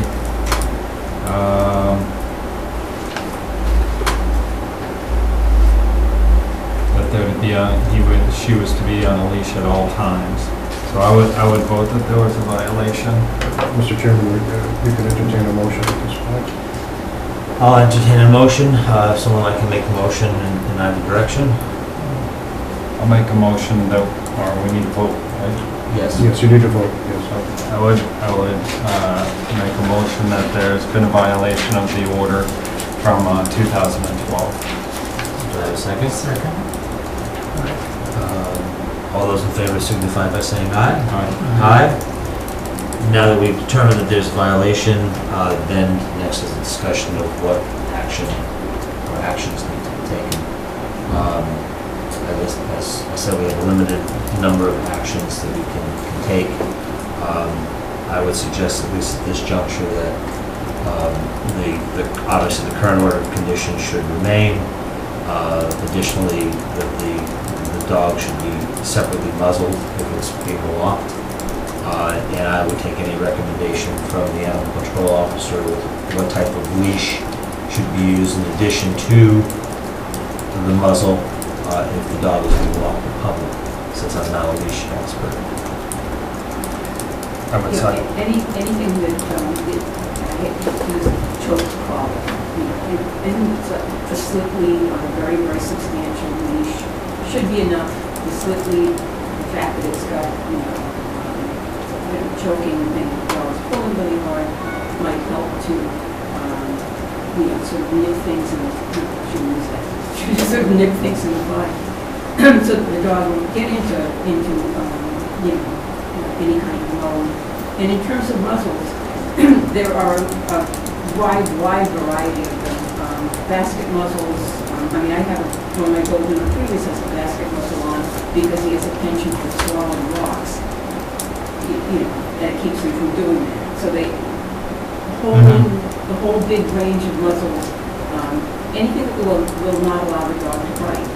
And that can be certainly up to the owner's discretion, as long as it's one that's meant for allowing the dog, for not allowing the dog to be able to bite something. Right, so it's a separate muzzle with a choke collar with a leash, not necessarily the combination leash that's been described here. Yeah, I think that you're talking about two different things. The muzzle, right. So that if somebody trips and falls down and drops the leash, the dog may be dragging the leash, but the muzzle will keep the dog from biting anyone or anything. I would agree. I would agree with that. Just for the record, clarifying motion that would include the leash, the choke collar, and the muzzle. Oh, I thought you said the Well, it doesn't have to be necessarily be a choke collar. Depends on, it can be a buckle collar if that's sufficient to keep the dog back. But if you've got a dog that's really dedicated to pulling, a buckle collar may not be sufficient. The muzzle is independent of the collar and leash, so that if the collar and leash fail, that's sort of the last safety net. Is that the dog might be able to bump into somebody, but it's not going to be able to bite. Right. Could I interrupt just for a second? A harness also is a very good thing to think about because it actually prevents them from lunging. That might just want to be one thing that you might want to consider. I was going to say that. Yeah. Add a harness consistent with the same order, add a muzzle, and then there also has to be when it's leashed on harness and leash. I just wanted to add about, you had a question about the leash, what kind of leash to use. The dangerous dog law, they deemed the dog dangerous 4 years ago. Under that state law, if you look underneath it, there's several choices on what you can do. You can ask for photos, you can ask to have the dog tattooed, all kinds of things in there. One of them says the tensile strength of the leash, how long it is and how strong it is. I don't have it in my hand. That's under if you deem a dog dangerous or a nuisance dog, so chapter 157, I believe it is. So under dangerous dogs, there's several choices. So you want to look at the length of the leash and how strong it is. I'll show you the choices. Okay. If you don't have those choices in front of you today. No, we don't. It's actually section 147, chapter 140, section 147. That's the whole dangerous dog stuff. Chapter 140, section 157. Yeah, for the state laws. But you don't have that in front of you in order to be able to add that to your decision tonight. Can we put it over for the draft decision? You think we need to put it sometime? I would deal with it tonight. Don't deal with it tonight. I think so. All right. So I guess what I'm hearing is a leash, a harness, and a muzzle. Yes. All right, so just to clarify that. Yeah, I agree. Is that your motion? Yes. Okay. Leash, harness, and muzzle. Second. All those in favor signify by saying aye. Aye. For what it's worth, I'm sorry everyone's here for this. I have a dog, I love him, he's like my best friend, so I'm sorry about this. It's awful. For both sides. Mr. Chairman. Yes.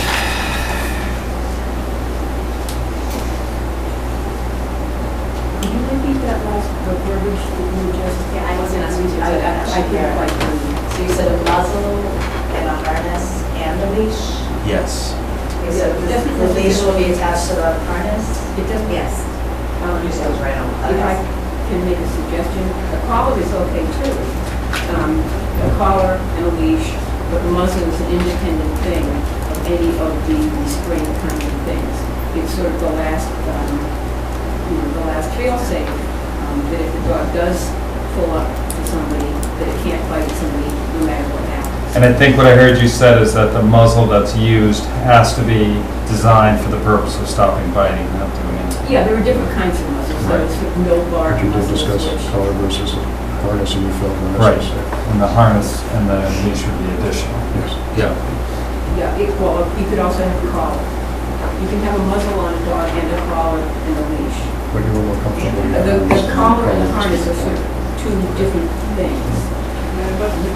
Two different types of restraint. Of something to buckle your leash to, if that makes any sense. So I'm gonna ask you, because you're the professional, if the dog has a muzzle that's designed for purposes of stopping biting people, and then they have a harness and a leash, in your opinion, is that sufficient It to? depends on what kind of harness there is. There are some harnesses which can restrict the dog's movement so that it's not going to want to pull into them. And then you have, look at Huskies, they have harnesses on and they run 50 miles in a straight line dragging a sled. So it Yeah, we depends. want it for the control. Yeah, you want to have, some kind of device that controls the dog, be it either a collar that can help control the dog, or a harness that are, there are such things as no-pull harnesses, which is kind of like an oxymoron. That the dog is, if the dog pulls into the harness, it's uncomfortable for the dog, so they tend not to pull. So harness suitable to control the dog, is what you're saying. Okay, so. Okay. So we haven't voted. No, you have the motion on the table, but you haven't voted All right, yet. so you want to amend your motion? Yeah, so I'll amend, so I'll make a motion that Ally be muzzled, and then the type of muzzle would be that it's for purposes of stopping biting someone, and that would be independent of any other thing that's, any other leash or harness. Yes. That a harness be on there designed to allow the owner to restrict the lunging, and then a leash attached to that harness, and that be on the dog at all times. It's outside of its. Yes. A collar, however, is also, it's up to the it can be a harness or a collar. All right, let's, I'll just stick with my motion. fine. Were you second? Second. All right, all those in favor signify by saying aye. Aye. And then I need a motion to close the hearing. I'd like to make a motion to close the hearing. Second. All those in favor signify by saying aye. Aye. And then what we'll be doing is writing up an amended order of conditions. It'll be sent out early next week. Okay. So I didn't hear that would be sent to me. Yes. I can see that, right? Yes. You'll be receiving it as soon as we can get it out.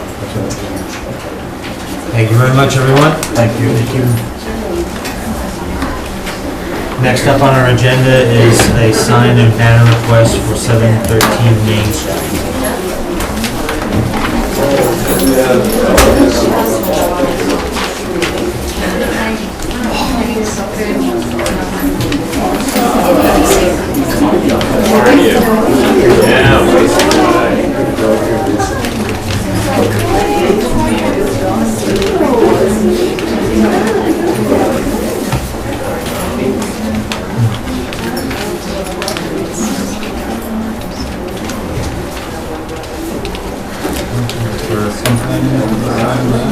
This is over.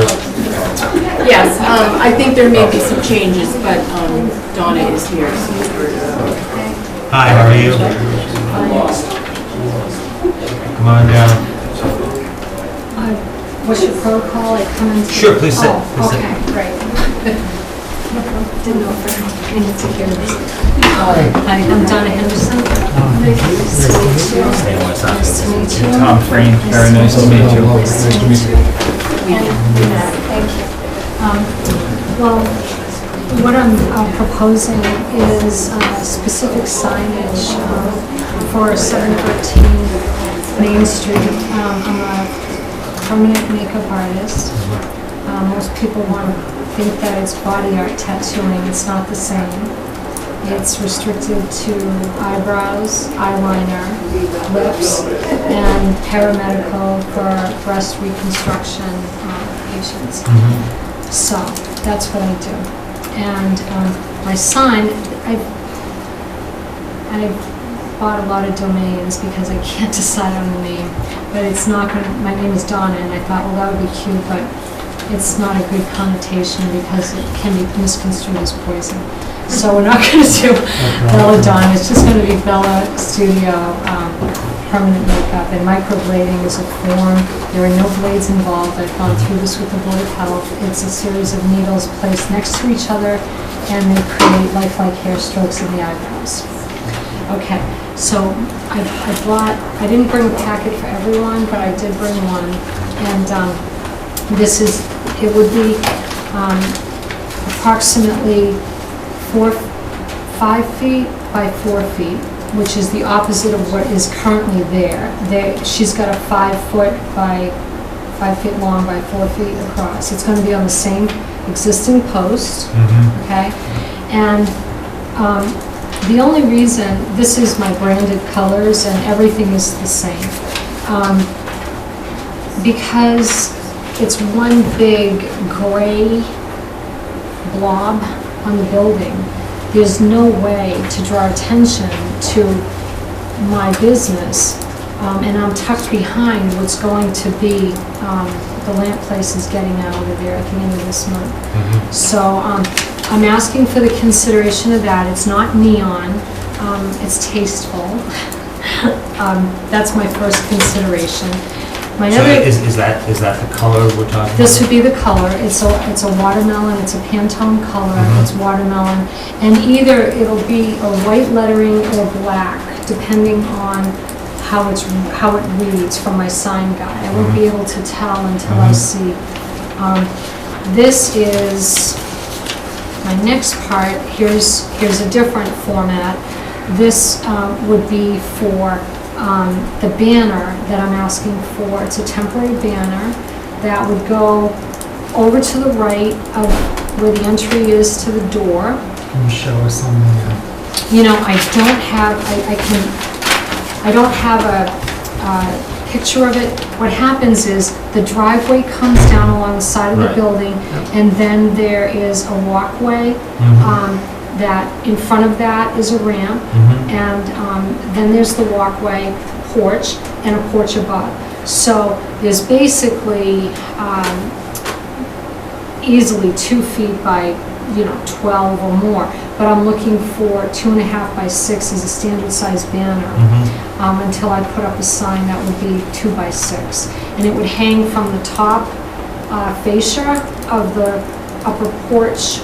At the lower upper portion, it sounds weird, but it's the lower portion of the upper porch. Okay. And it would be to the right of the doorway. So it's not going to block if someone had to come up as handicapped. However, because I work by appointment, the ramp is required ADA, but because I work by appointment, I can go off-site. So it wouldn't inhibit anybody walking into the building or anybody coming up the ramp. So you're asking for a temporary... 2, yes, the temporary banner and the permanent sign. All right, so the permanent sign is in the front of the building, and the temporary banner is is the rectangle, and that will come down. So when you're all done, there'll just be one. When I'm all done, there'll be a permanent sign. Once I start making some capital, there'll be a permanent sign 2 feet by 6 in that place of where the banner was temporarily. it would be reduced by half a foot in Mhm. width. Mhm. Has the building inspector taken a look at this? He No, I d- don't believe he has. Mike signed off on the ramp, things that have to be done for the ramp and everything like that. No, I'm And- talking about the signage. No, I didn't know, Yeah. I didn't know that he needed to sign off on this. Well, you need to get a permit. Okay, Yeah. well, am I supposed to come Oh, to you she- first? She's coming to get approval for the Right, sign. right. Yeah. I'm just letting you know. Yeah, so So what would be the size of the sign, at the street, at the door, at the door, it's 6 feet long, the permanent sign? 2 feet tall. So the height is 2 feet and the length would be 6 feet. So that I'm not buried in the back there. At least when people ride by, they'll, Is that the banner? that would be the banner, which Yeah. would then be converted to, the banner is 2.5 by 6, and the permanent would be 2 by 6, which would be an inevitability, down the road. Just trying to cover my bases while I've got a few minutes with you all. So I'm sorry, I'm getting a little confused. So there's a flexible cloth or Tyvek Banner. banner, Mhm. and how long would that be up for? Let's say maybe 4 months. Okay. And then I would put the permanent sign up. It has to do, I might have extra funds to do it right away. But the size of that is 2 foot by 6 foot? 2.5 by 6. The permanent is 2 by 6. 2 by So 6. the banner is a standard size, 2.5 by 6. I can attach it above the fascia of the posts Okay, on the porch. okay. And it'll actually just probably come just a tad underneath where the fascia is on the upper porch. And then, Remove that, and replace. after 4 months, then there'd be a hanging sign on the front lawn? No, there would be Oh, there'd be a sign permanently put up above where the fascia is Okay. of the porch. And the Not sign- covering the, And the watermelon sign on. and there's always Okay. gonna be a sign at the street. Yes. Okay. I got it. Yeah. So you don't know yet whether it's gonna be black and watermelon or white and watermelon? Well, I'll be honest, I like both. I made up some, let me see. This could also be an example of like a white background with watermelon, okay? But it has to do with readability for me. This would also be an example of what I just showed you, which would be in an oval with the watermelon and the white. It's either gonna be, in this format because it has to be readability. It can't be, if it's black as a sign at the street and you're coming up to it, if it's able to be read by watermelon as the text, awesome. But if it doesn't read well, then what's the point? I need, I can only do my part on marketing, which, is extensive outside of, but, let's face it, 117 is an awesome place to put a sign up. It's just like rocking and rolling on the people that drive by, So, anyway. Can you show me the black Yes, version? yes. These are what my business cards are. But the sign might look like that. The sign could look like that, it might look like that. The banner will look like that. The banner will look like that. They're dying to see it. No.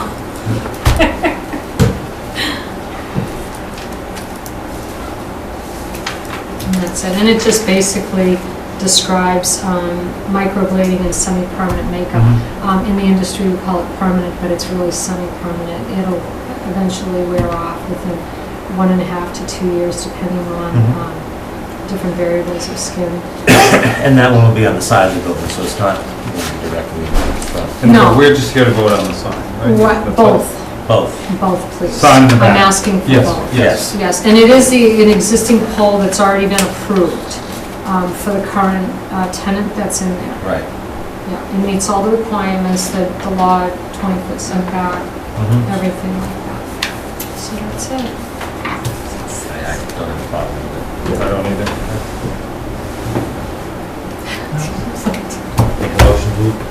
I'll make a motion to approve the hanging of the banner for 4 months to be replaced by a permanent 2-foot by 6-foot permanent sign and the, for lack of a better description, watermelon sign on the lawn. Okay, thanks. So that's my motion. Second. All those in favor signify by saying aye. Aye. Aye. May I ask, just a caveat to that? If the black sign at the street looks good with the watermelon text, would that be acceptable as well? Or am I just limited to the watermelon? I mean, I like the watermelon, I'm just saying. No, I think either one would be Either fine. one, I okay. think from the standpoint of the signs, they're fine. I think Okay. whether you go with watermelon and Watermelon, white or black with watermelon. Right. I mean, yeah, Thank you. I think we're fine, because I think it's probably down now, but the Cracker Barrel across the street had a Oh. black sign with, I think it was gold lettering or Oh, something like that, okay. All right. so. Well, thank you so much. for Congratulations, coming. wish you the Thank you best. so much, Yeah, I you're welcome. appreciate it. I'll get a hold of Mike. Thank you. Thank you so much. So that's, Okay. He was on me on that. okay, thank you so much. Thanks for putting me on.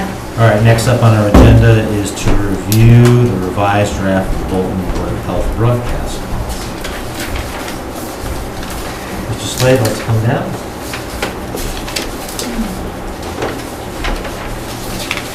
Have it in your packet, do you? Yeah.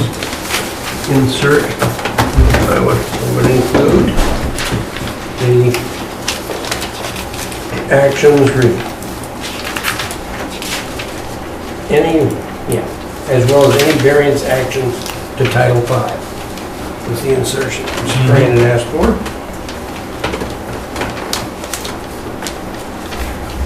Correct, I believe that was the only That was the only thing he asked me for, I believe, and you've done it.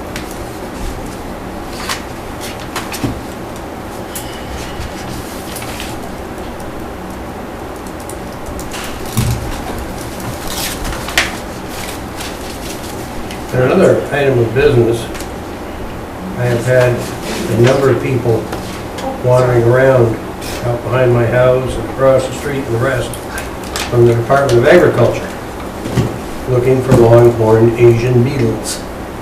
They're out there for about 4 or 5 weeks.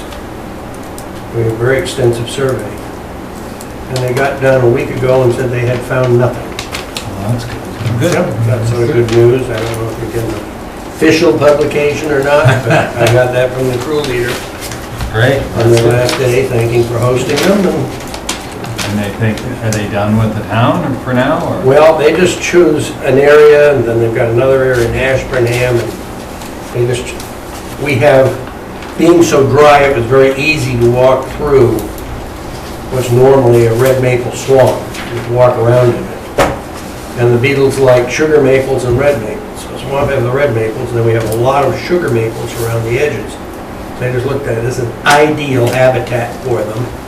So laid out an area and said, this is an excellent test spot. And So- nothing. Nothing. Because the last, I checked on the website and I think they're no further east than like Shrewsbury or something, right? That would be awesome. Well, let's get back to the broadcast policy, and, I mean, I'm fine with this, I have no questions, so. I don't have any questions. Yeah, so, you know, I continue to object to number 1. I'm fine with 2, 3, and 4. I just don't think, you know, a board should be declining, you know, broadcasting. So, you know, I'm willing to accept 2, 3, and 4, and, you know, on a limited base, like a trial basis of 6 months. But I would like to remove number 1.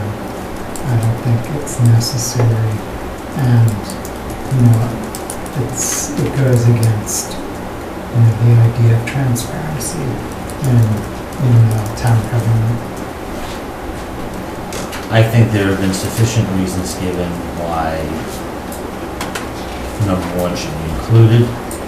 At the last meeting, my recollection is that the only item that was requested to be changed was something added to item number 2, which the applicant has complied with.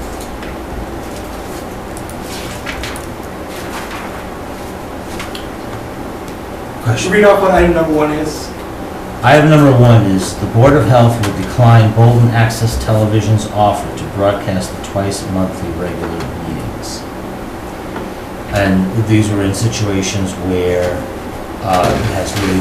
it is not a town-wide issue, it doesn't impact the town, and in a number of cases, it's individuals coming to the Board of Health seeking some help or assistance. One example would be, let's say that there's a family member is inclined to hoard whatever, and there might be some health issues around that, and the Board of Health is investigating and doing whatever. I don't need to know that. That's more of a personal nature, which the Board of Health is assisting an individual, and in those cases, that it doesn't need to be broadcast. But the number 2, which is hearings that involve more than the owner and direct abutters who are notified directly. So this would be, perhaps well issues or whatnot, but it's more than the owner. It involves abutters, as well as any actions to take any particular variances to Title V, which is a state code. They certainly would be, those would be applicable to be broadcast, and obviously we would want that to happen. Any hearings as required by state law, which is number 3, involving changes to the Board of Health regulations, will be broadcast. So that would be more of affecting possibly more than one individual in the town. And then the Board of Health will attend by invitation any joint meetings concerning bylaws, policies, or projects, regardless of whether the meeting is broadcast. So in those cases, we would invite the Board of Health in. There would be a joint meeting between the Board of Health and the Board of Selectmen, and obviously all of our meetings are televised. So we have, 1 out of 4 where it involves an individual with an individual issue that has no effect on anyone else in the town of Bolton. And I think that's fine with me. And I think we've pretty much covered every other case where it involves more than the owner, and it involves any change to state regulations, any changes to bylaws, and any time that we might request a joint meeting. So I think we're sufficiently covered. So the Board of Health has a lot of latitude, and you can see it in their minutes. They have a lot of latitude to make adjustments to existing laws, to make septic systems work, to make wells work. And I think that's important information that everybody has a right to access in any time, any way that they want through BATCO. So I think it's really important that they're covered. I mean, we just had a dog hearing. We had a whole neighborhood here from Fox Run, Kettle Hole. It went very well. It's very personal. We're talking about people who've been living together, next to each other, walking their dogs. Their kids are probably friends. And, that's a difficult issue. We handled it here just fine on TV. I don't see why the Board of Health can't do the same. But the example you provide, Jonathan, is not the same as an individual having an individual problem not affecting anyone else. The dog hearing involved at least 2 different individuals, so it involved more than just one individual. So that's not an applicable example. I think I have to disagree. I think it's a good example of how boards handle difficult situations. I went through the minutes of the Board of Health, and I really didn't see any examples of hoarders, anything that was embarrassing. It's mostly wells and septic systems, setbacks from buildings, property lines, things like that. And we're all on the same aquifer. We all have our wells, dipping into the same water. We're all putting the same sewage into our leach fields, and it's important to have oversight of that. I would just say that this policy, so I believe Mr. Slade acknowledged that at any time the Board of Selectmen could just order Batco to start televising the Board of Health. Well, no. Batco, under the state law, as an independent news and education agency, has the right to broadcast our meetings, because it's a public meeting. Now, whether you have the right to dictate to Batco what they're supposed to broadcast and not broadcast, I'm not sure. So what Batco can make the decision, and that's why everything I've written is at Batco's discretion. I'm declining an offer. The ball is in their court. They come in, they're not going to have to kick down the door. All they have to do is give us a call. Sorry, we're going to record you. And I've been through this with the Attorney General and the Ethics Commission, and acknowledged, yes, under the state law, they have the right to do it. They have been willing not to do it for the betterment of the government of the town of Bolton. So we're working together on this. Now, the selectmen have come into it. I mean, we've been doing this, what, for 3 or 4 years, I think, on this, and I've always been willing to meet with them, answer questions or whatever. But I asked them not to. One of the things that is very different from your dog hearing, we're in a constant balancing act with all these so-called HIPAA laws, privacy of people's medical conditions and the rest. And it's one of those things, I'm supposed to be responsible for a lot of things that the people who work with us at Neshoba or work for us, whatever, they can't talk to me about it, even though I'm supposed to be responsible for it in the end as the elected official. They can't confide in me because I'm not a healthcare professional. So we have this real juggling act of, they have to explain enough, and I, try to be supportive, do everything we can to give them the support they need, but often they can't be really specific. So it's a real juggling act. What is required of us tonight? The request is to accept, nothing is required, but what the request is for the board to vote on whether or not it supports the proposed Board of Health policy. Has the Board of Health adopted this, or Yes. You have? Okay. And at our last meeting, I believe the only request that was made was to modify item number 2 to include actions to Title V. If ATCO changes their mind, whether it be on their own hook or at your urging, game over. Right. So I would say that, so we don't need a vote? I think what you requested that they come in with the revised policy, so I think the expectation on the Board of, I don't want to speak for the Board of Health, but I think the expectation on the Board of Health's part was that you would vote whether or not you endorse the policy. Well, given that we have the right, we're the ones that vote, what, 20-odd thousand, 10,000 a quarter, or 20-odd thousand a quarter to Batco? To the release, we vote for the release of the funds. It's in the mid-20s, yeah. So I would say where we have that input, that we adopt this and put it on for 6 months from now. The first meeting after 6 months goes by and we see how it's going.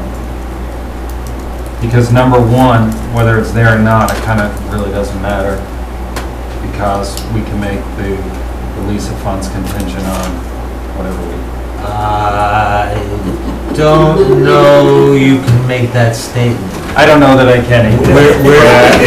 But I would say that for 6 months, let's let it ride and see where I think that's fine. I don't think we have that kind of latitude. We're the custodians of the money, but I don't believe that the state or Comcast allows us to put such conditions on for that kind of reason. If I remember. Martha, you had your hand up first. Excuse me, yes, Martha Remington, Main Street. Just a comment about number 1. Single owner, a well is contaminated. For example, my well was contaminated by MTBE for a while. and ended up there were 10 test systems in the neighborhood. But I think that would be something important if there was contamination in a well other than a raccoon fell in it or something. Well, I think it should be covered. in that case with 10 test wells, I believe there would be abutters involved. But initially, it would just start with me going to the Board of Health and saying, I have a hazardous thing in my well. You know what I mean? And then it would escalate to. They find out where it came from. Right, but then it would escalate, and then it would involve in you know. So it would graduate from number 1 Oh, to the. absolutely. Thank you. Ms. Bergen, did you? I was just going to comment that I believe, if my memory is correct, that the Selectmen's Act to appropriate the money to backhoe, that they decided that it's appropriate, it's an appropriate disbursement of the funds for what they want to do. It does not affect how they do their work. It's, you know, they come in and say, I want to spend it on this equipment and this and this, and Right. they decide whether it's appropriate. But I don't think you have leverage with how they. I think, but at this point, I think we're not attaching any kind of conditions to it. We're just going to let it ride for 6 months. I was going to say, I can understand some of the reasons for privacy as you explained it, but when you talk about abutters, I'm not on the agenda until later this evening. I was hoping to get to this meeting to see more of it tonight, but I had open house at the school, and I think people run into that where abutters can't always make a meeting. Linda takes incredible notes and minutes, but being able to watch it, which is a lot of what I do with meetings I miss, that concern my areas or aspects in town, is I've watched the replays online. If an abutter can't get it, if they're on vacation that week, if they're away, if they have to go to the school for something else, you know, being able to watch those pre-recorded things is basically the only way they have of staying on top of it. But if abutters are involved, the meeting is recorded. It will be recorded, Yes. okay. Actually, it says that it involved more than the owners and abutters, right, Mr. Slade? Right. So I just have a question where Martha said that she finds out her well has MTB in it, which is shocking to me. But how would that be handled? It would be handled under the guidance of something called the Massachusetts Contingency Plan. No, but I mean with regard to your policy. My policy? Well, let me finish, because the Massachusetts Contingency Plan is a book about this thick. I took a course trying to understand it, and it was a very challenging course. But what I did get out of it, nowhere in that entire document does it refer to local board. The department, potential responsible parties, blah, blah, blah, blah, blah, and the department. DEP would oversee that directly with an LSP, equivalent of an engineer, overseeing, doing the work with DEP, getting reports from them and overseeing it and supervising it. We would get a few courtesy letters that they were in town, so to speak. Now, the raccoon in the well, yes, she'd call us and say, my well smells terrible. We'd certainly take water samples immediately and get them analyzed and try to figure out what it was. And if you had a dead raccoon in there, the test would sort of show you've got a dead animal of some sort in the well, and then discuss how you're going to get it out, flush it, and restore it. But when it's a chemical spill, such as what she had with MBTE, then it's strictly with DEP and the LSPs. Martha, how did you find out you had MTB in your wells? Well, it's tested. Just randomly, you tested your water? And It was from a gas station across the street. The gas station had a leak across the Every street. gas station has that, and they have to test the but surrounding. it's no more in the gas. All right, so I believe we're going to make a motion. Yeah, I'm just thinking, yes, I'll make a motion that the Bolton Board of Health broadcast policy, which is before us tonight, and it's dated August 23rd, 2016, in the lower left, that we accept this and subject to our review at the first meeting following 6 months after tonight's vote. Do you want to second that? No. And I will second that. All those in favor signify by saying aye. Aye. All those against signify by saying nay. Now, there's one item that we probably want to take out of turn since you're here, Chris, and that was a discussion of the formation of a safe, sustainable water subcommittee. I think it's pretty apparent to everyone, hopefully apparent to everyone in the town of Bolton, that the New England and the state of Massachusetts is under severe drought. And common sense would dictate that people take a number of actions, but I think, Jonathan, you requested to have this on the agenda, so maybe we want to elaborate. Yeah, the idea is, for a group of citizens to get together and research our geology, our hydrology, also research programs at Mass Resource and Mass DEP for water conservation, and come up with a voluntary program when we are in drought, a voluntary program of education and instructions for how to conserve water, and also educating us about our resources. What do we have? We all have wells, they're different depths. I think we don't really know how much water we really have in our aquifer. So it's trying to get to quantify that. So that's the idea behind it.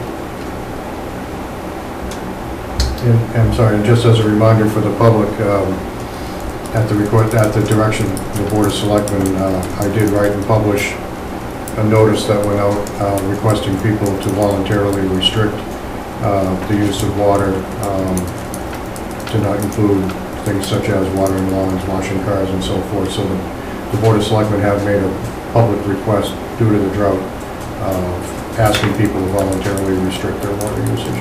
Right. I know that there is quite a bit of information on, I don't have the exact URL, but I was looking at it last week, which indicates the portions of the state and what conditions that they're in. And I believe there's information on, who's being fed by what, in terms of watersheds and the like. So I'm not sure.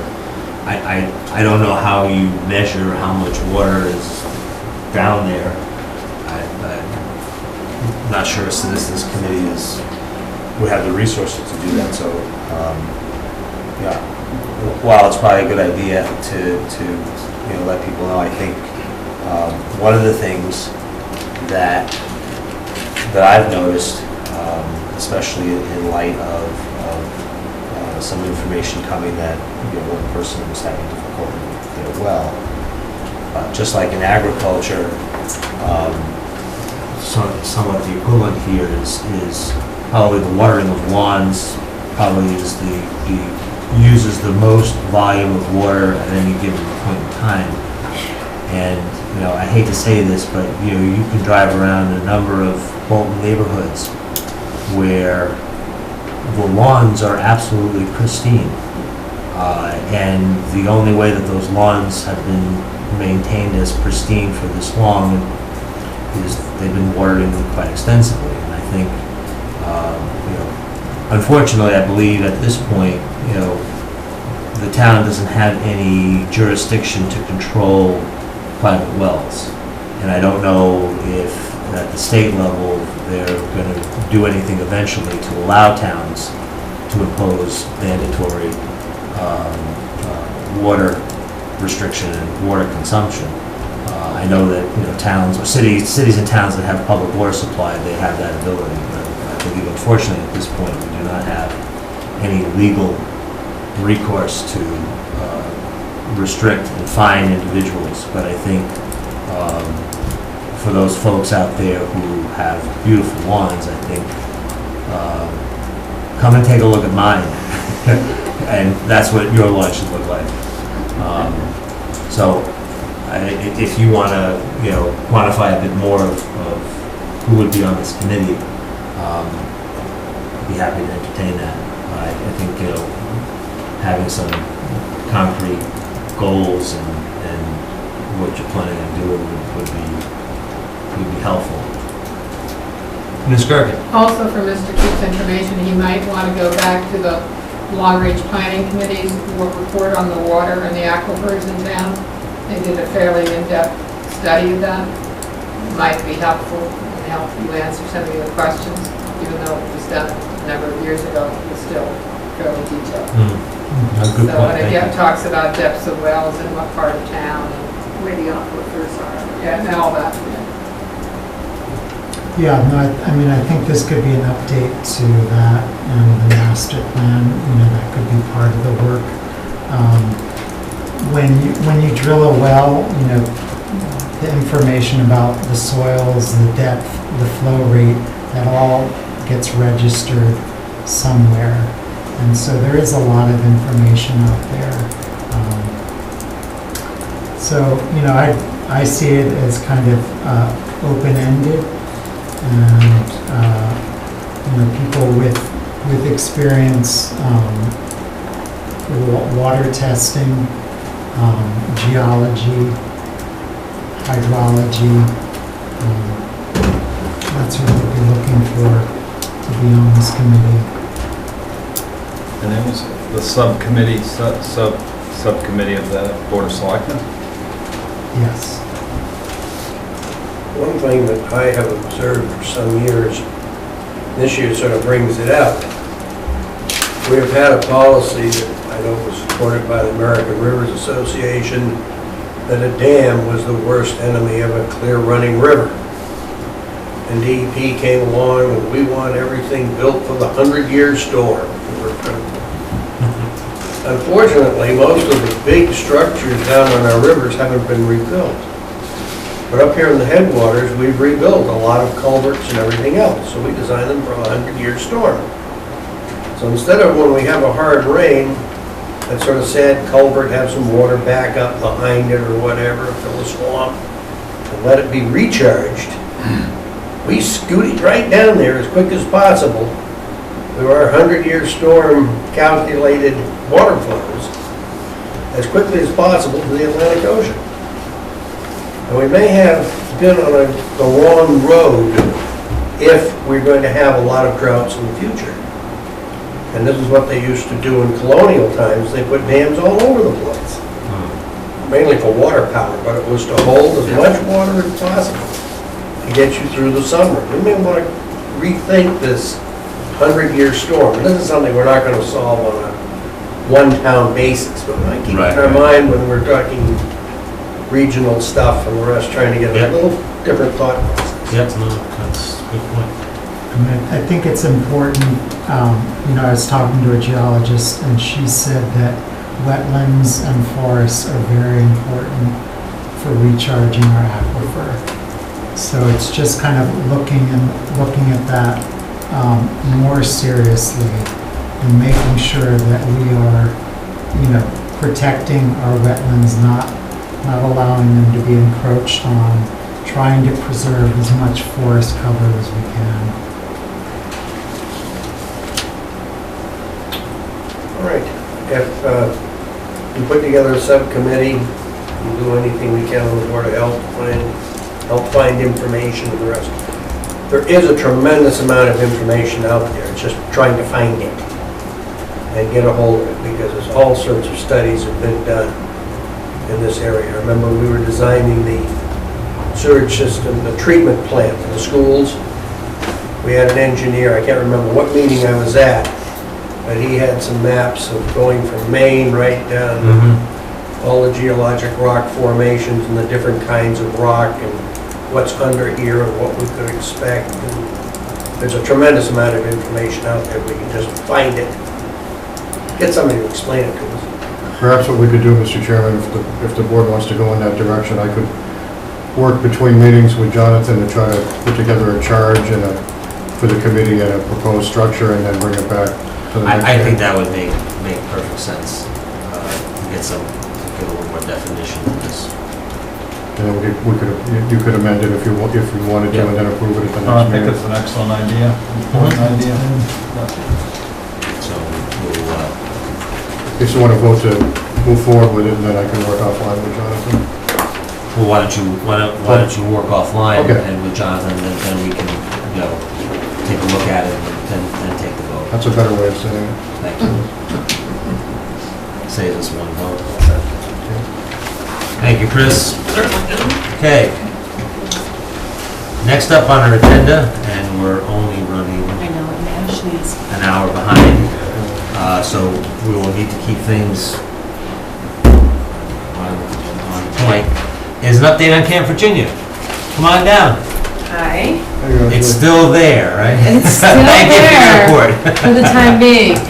Try to be quick. Okay, that's fine. When I last spoke with you all, the idea was that we were going to try to have some volunteers in less than a month work on the OSRP, the Space and Rec Plan, try to complete that so that we could apply for a land grant. At that time, it was seeming unlikely that that was going to happen, though people were really trying hard and it was possible. And we also realized that we'd have to then get an appraisal, which was also a requirement for the land grant, because we didn't want to get an appraisal previously without being sure that things were going forward. There were no appraisers that were going to be able to do an appraisal in time for the land grant. So that was the reason we pulled out, and instead of wasting everyone's time on really scrambling and try to do something that seemed almost impossible, just sort of pulled back.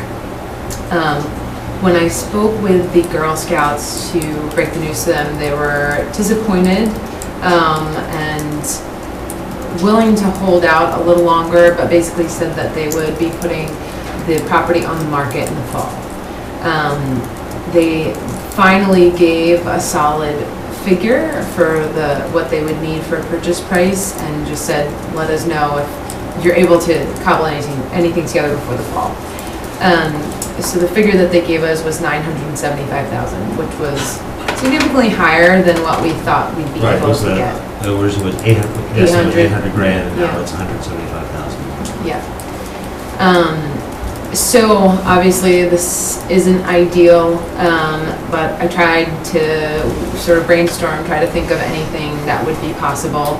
And I have sort of a conceptual idea that I wanted to lay before you all, just so you could think about it. No votes, nothing, obviously, just an idea.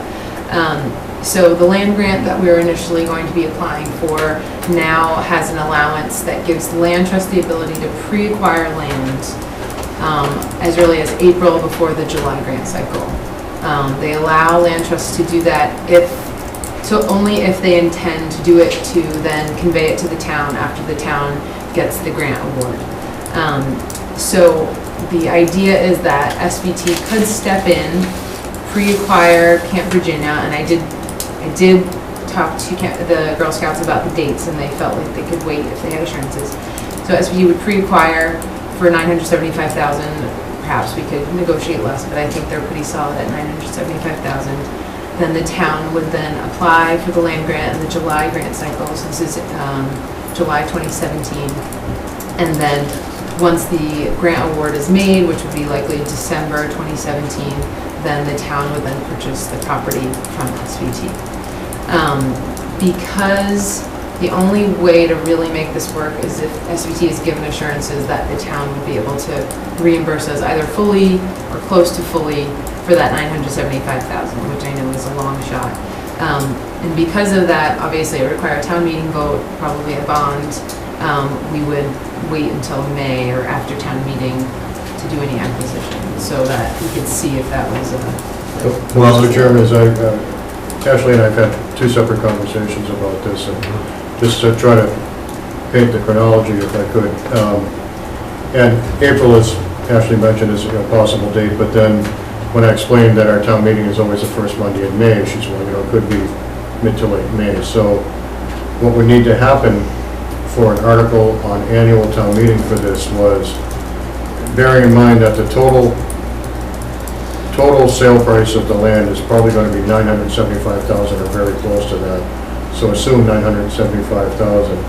If we were to get the grant, there's a delta of $575,000. If we don't get the grant, then the figure is $975,000. So the way an article would have to be written at town meeting, for town meeting, and presumably it would be a borrowing article, would be to borrow an amount not to exceed $975,000. But unless new information comes to light between now and annual town meeting, we would have to tell the voters that the range could be as low as 575 or as high as 975, so the authorization would have to be to not exceed 975. And if we were successful getting the grant and any successful fundraising was done, that could lower the delta, but we would have to go to town meeting with the highest figure in case we don't realize any additional money. So there would be a significant range that would be in that article. As I recall, when we did this earlier this year, it went very quickly and it ended very quickly. My recollection is that in the last spin, the 800K figure, and donations and whatnot, that the town would not necessarily be out any money. It would basically be, closing costs or attorney fees and that kind of stuff, but not any significant figure. This scenario, that has changed. Yes.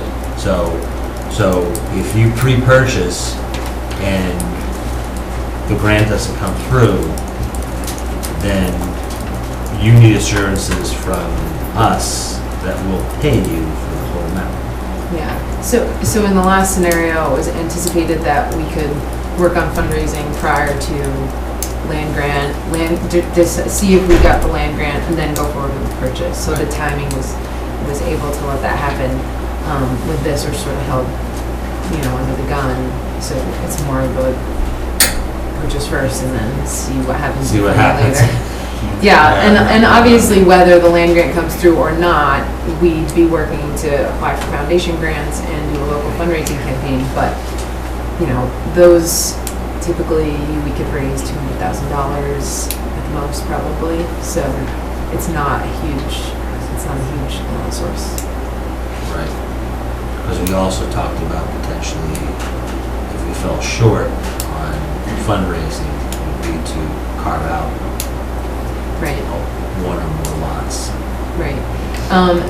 Yeah, and I think that's still a possibility. I'd have to check with the requirements under the land grant, whether when we pre-acquired, we could carve off the house lots in anticipation, because that was one of the things that we were thinking would be one of the only ways to really make it all. And how much frontage is there on 85? There's a lot of frontage. I'm not sure exactly, but there is frontage on Long Hill, a small amount, and then a significant amount on Hudson Road.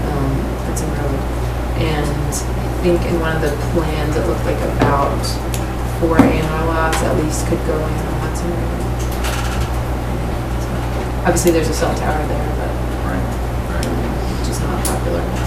So when do we have to make any sort of preliminary decision, if anything, on this? Do we have a cutoff date?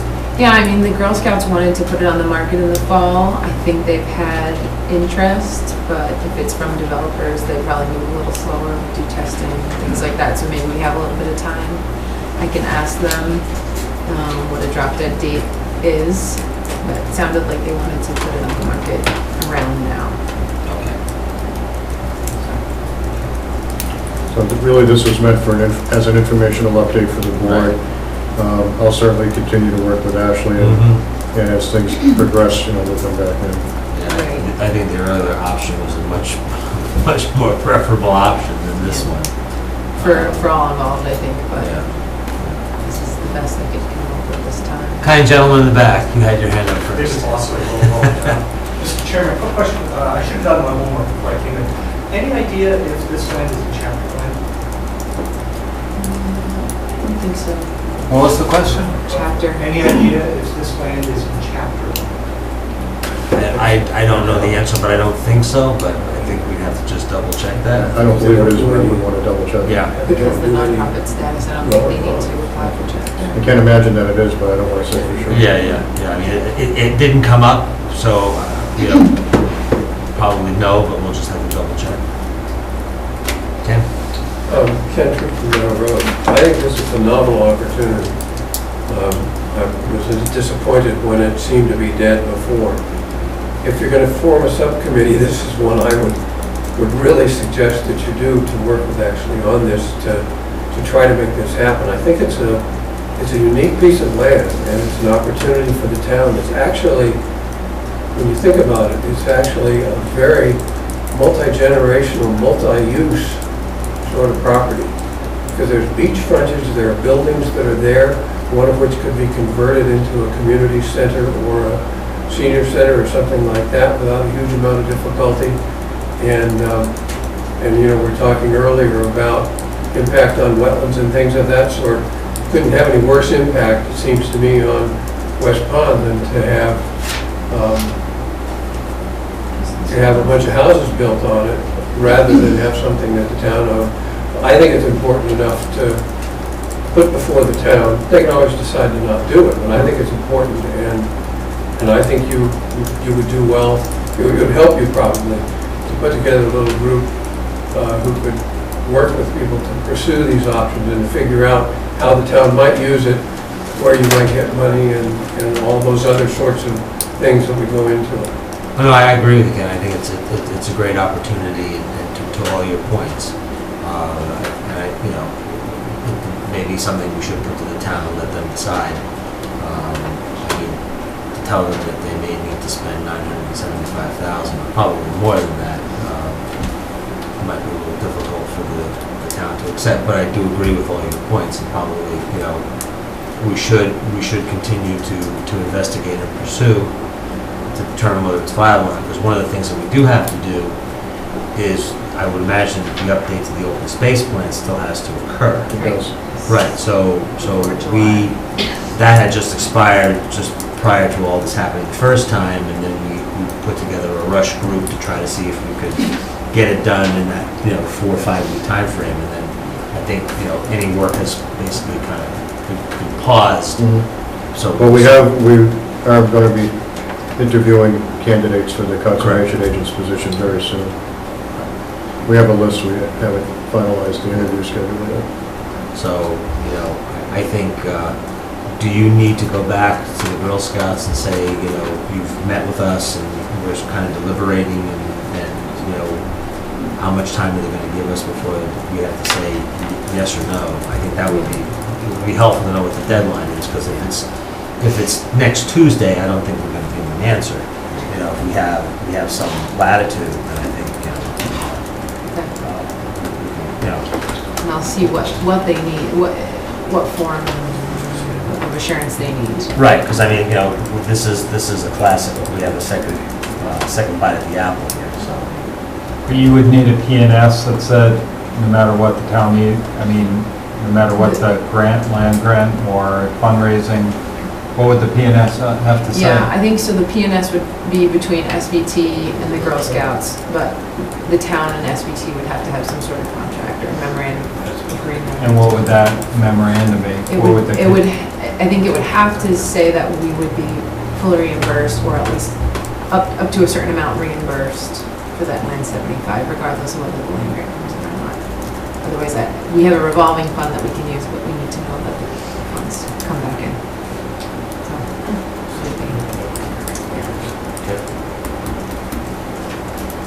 So I guess we just need a little more investigation, exploration, to find out from the Girl Scouts, and then maybe come back in the next meeting and do a thumbs up. As soon as possible. Yeah.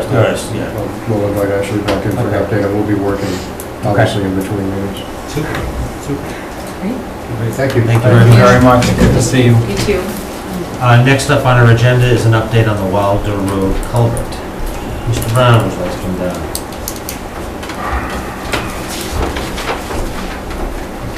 Good evening, sir. How are you? How are you?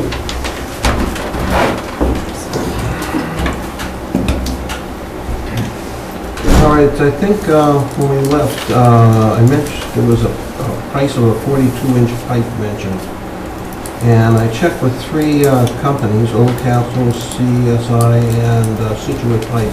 Situate Pipe had the most reasonable at $3,710. most reasonable culvert is $12,490. So the difference between the two is $12,490 from this 42-inch pipe to the culvert. Now, is a 42-inch pipe going to be sufficient? Because don't we have to have a flat, sort of flat surface for that water to go through? So do you need not 42-inch, but a bigger pipe? You're absolutely right. 42-inch pipe will pass the smell test of the Department of Resources. It's going to take a 6-foot pipe. 6-foot pipe, because they have. And you're only going to have to fill 25% of that with Right. So essentially, you have to bury the pipe further in order to pass DEP. That's what you got to do. All this other talk about pipes and sliding was somebody's hypothetical ideas that would have never flown by. Okay. So you would need a 6-foot pipe. And once you get a 6-foot pipe, and you price a 6-foot pipe, you're talking $9,956. That's less than the culvert, but the problem is, a pipe being put in is very, very hard to compact around that pipe. And we would have to go back to conservation, which we have a full order of conditions, as I've told you before. We have. That will suck up $3,000. There's your savings. It's gone.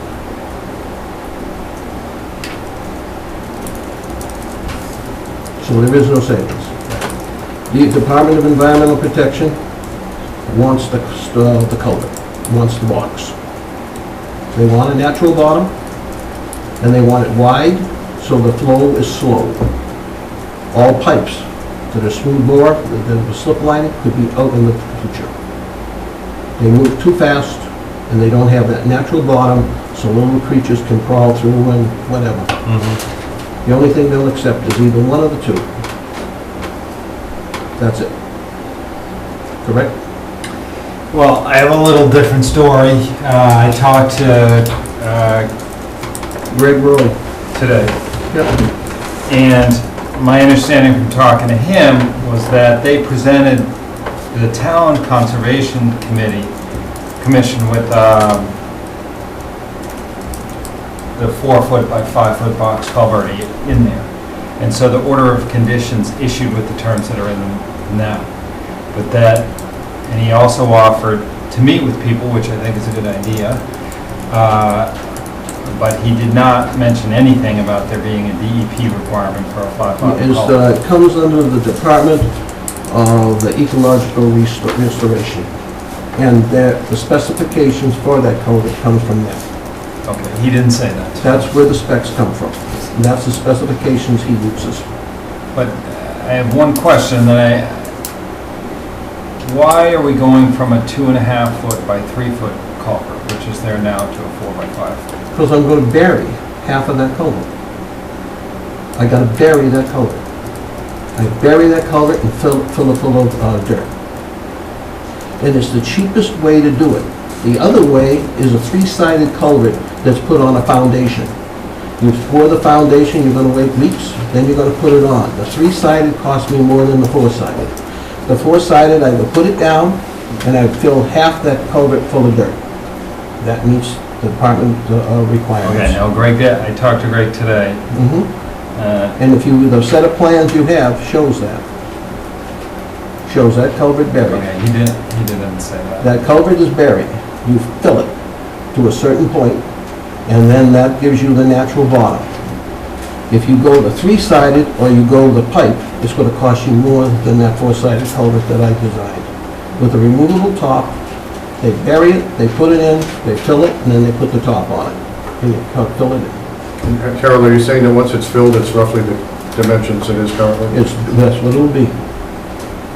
And that way I can get the required amount of material in there that the department requires. Well, again, I just talked to him. Any changes will have to go back again. I just talked to him today. That was not my understanding. Well, yeah. But I think the overall concern is the cost. Town meeting appropriated $190,000. Yeah. And so you know, as I said to him this afternoon, if I knew the bids were gonna come in at $60,000, I wouldn't be doing any of this. I'm just trying to understand how we get to $190,000. It's $186,000, I believe, is the figure. How do we get there? Is when this is estimated, I have really no idea what's down there. We estimated 200 and some thousand for Sampson, I remember, as my memory serves me well. We did have some bids that were over the amount. We had another one that was quite a bit lower. It was a small contractor, he did a fantastic job for us, and I think it came in at 150,000, if my memory serves me right. So it was 50,000 under. If he didn't have it, the next ones up were much higher. So when you're estimating, you've got to estimate the worst case you could think of. Because let's say I don't do that, and I say, this is going to cost us $125,000. It comes in at $150. Where am I going to dig up that $25,000? I understand what. But that is why. So we took the $200,000 that was in the previous culvert, we looked at this culvert and looked at this, the conditions and said, all right, we don't have this, we don't have this. So we went and cut the amount down from that culvert that's similar on Sampson, and that's where it came. Now, it's very possible when this goes out to bid, you could get a price of $125,000. You could get a price of $90,000. I don't know. It depends how hungry the contractors are and how they look at the job. Or, if everybody's busy, you could get a price of 200 and some thousand. It's impossible to say on this. You get estimators, they estimate it, I've done it many times in my life. This I did with Greg, and we come up with a figure. And that's our best guess, and then we try to put a percentage to cover ourselves. Cover anything we don't know about. Frequently when we go out to bid on capital projects, I've seen times when the difference between the low and the high is double. You could have $125,000 for a low and $250,000 for a high as far as the bids go. No, and I understand that, and you go to town meeting and it's very liquid and you have to cover yourself so that you get the job done. But my question is, in talking to our structural engineer, they just did a 50-foot culvert, and they did it, they shut the road down on a Friday at 5, he said, and by Sunday at 5, they're reopening the road. So the entire job occurred in 2 days. It was a 50-foot culvert. There were, I don't know if they're apples to apples or what. Ours, that culvert might not have been buried as far as ours were. But how do you, there's a limited space there, so there can only be so many people working. I'm just trying to understand how we could ever get to $100,000, $150,000 in 2 days, if we're going apples to apples. If the culvert on Sampson was 2 weeks, roughly 2 weeks, 2.5 weeks, I think. So 10 shifts. At Sampson, yes. The culvert you're talking about, I don't know what it looks like. I don't know if it had head walls. I don't know anything about it. The only thing I got to compare it with is Sampson. And when we estimated that, as I said, we estimated 200, and we had some come over 200,000. So when we're estimating this, we always got to have a buffer. I get the estimate, but it all comes down to what the design is that's going to be bid. The design is what passes the Department of Environmental Protection and our COMCOM. And that design is more basically dictated to us. Okay, no, I didn't, I asked Greg in an email this exact thing. He said, why don't you call me? I did call him this afternoon, but he also offered to meet. If you looked at the prints that I gave you, yes, it shows that culvert buried, half buried. As Sampson is half buried, as many of these culverts that we have replaced, that we've had to do culverts, are buried. But I mean, if you're going from 3 foot wide, I get that you have to bury it. Yeah. Then, I mean, if it's 3 foot wide by it's 3 feet high by 2.5 feet wide. Right. So why wouldn't you? Because that is what's required of us. They don't want water rushing through something. They want it to go through slowly and to not impact the outflow. No, I understand that, but the box culvert in the plans is 4 by 5. That's correct. And you're saying that the height it's kind of indifferent because you're burying it, or it won't, and the opening won't end up being 5 feet. The opening will probably be about, if 2.5 by 4. That would be it. There's going to be over 2 foot, 2.5 feet of material put in that culvert. Okay, well, it's 2.5 feet wide by 3 foot, 2.5 foot wide by 3 foot high now. That's correct. So you would assume it's not going to be less than 3 feet high, but it's, why? But it's going wider. Well, why? That is what's required. By who? Department of Resources of the state of Massachusetts. There's a formula they've got to go by. A mathematical formula that tells you. Based on the stream flow? Based on, yes, based on the culvert itself and what they want.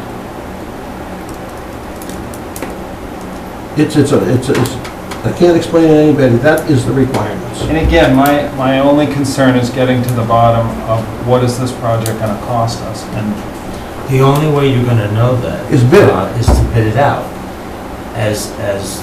But my question to Greg today was, can we do something on the design that cuts the cost? The only other one that's there's 3 that are acceptable. The box that you see right now, at this time, maybe 6 months from now, that won't be accepted. They're talking about having it not. There's the 3-sided box with poured foundation, and there is the pipe. And the pipe would go in, and it would have to be buried. And once you put the pipe in, we're dealing with a lot of They thought whether or not it's a flat bottom culvert. You would have to make it as local. Is local control. Is the Conservation Commission. No. Department of Environmental Protection. Okay, that's. DEP, it falls under the Division of Ecological Restoration. Is what it falls under.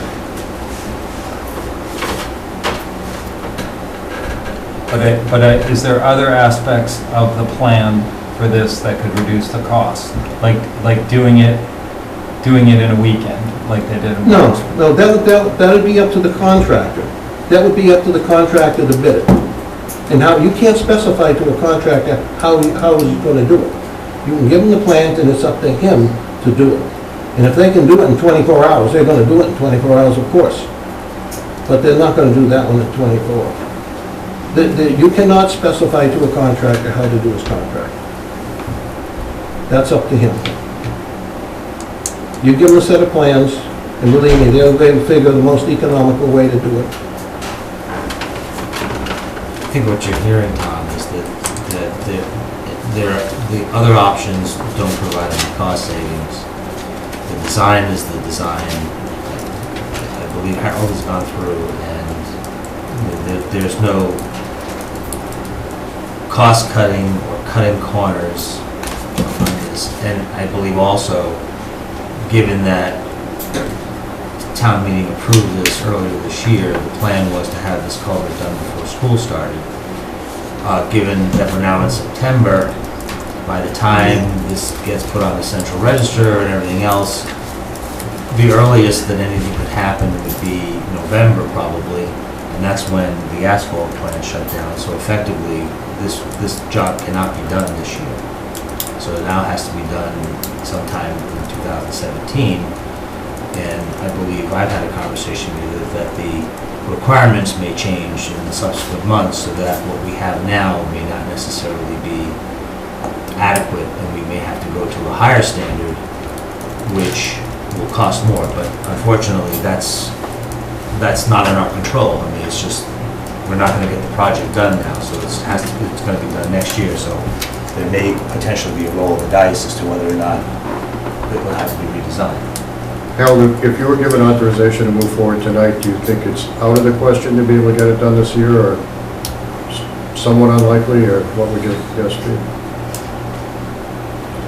It would be if we could, in an ideal world, and I know the lead time, I've already checked on the lead time. We're looking at a 4 to 5 week lead time.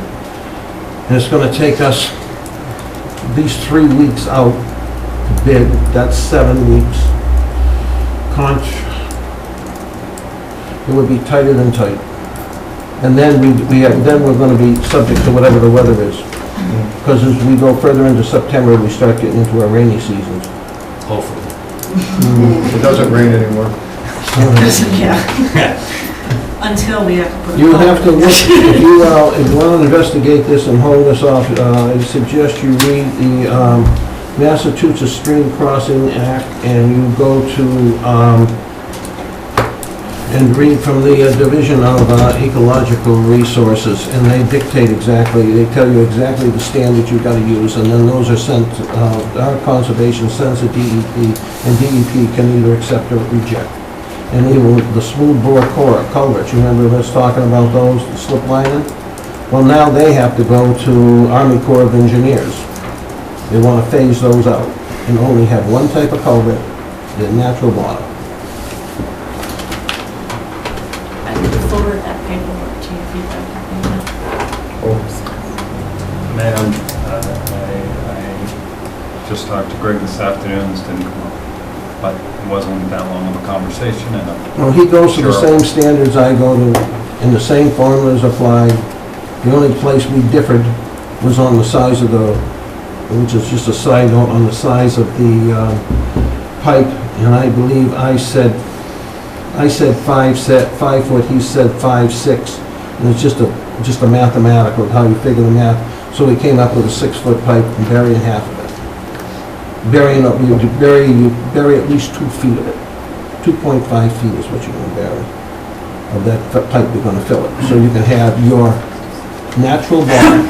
You have to have a natural bottom. They come to the point they won't accept anything else.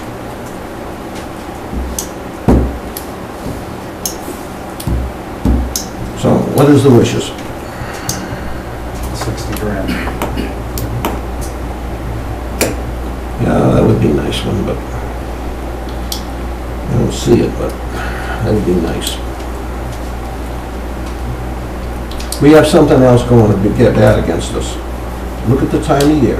If I'm a contractor, I'm busy. Guarantee I'm busy. I'm getting ready to close up for the year. I want to get everything done. I bid now. I know just where the prices are going to be because I came from the industry.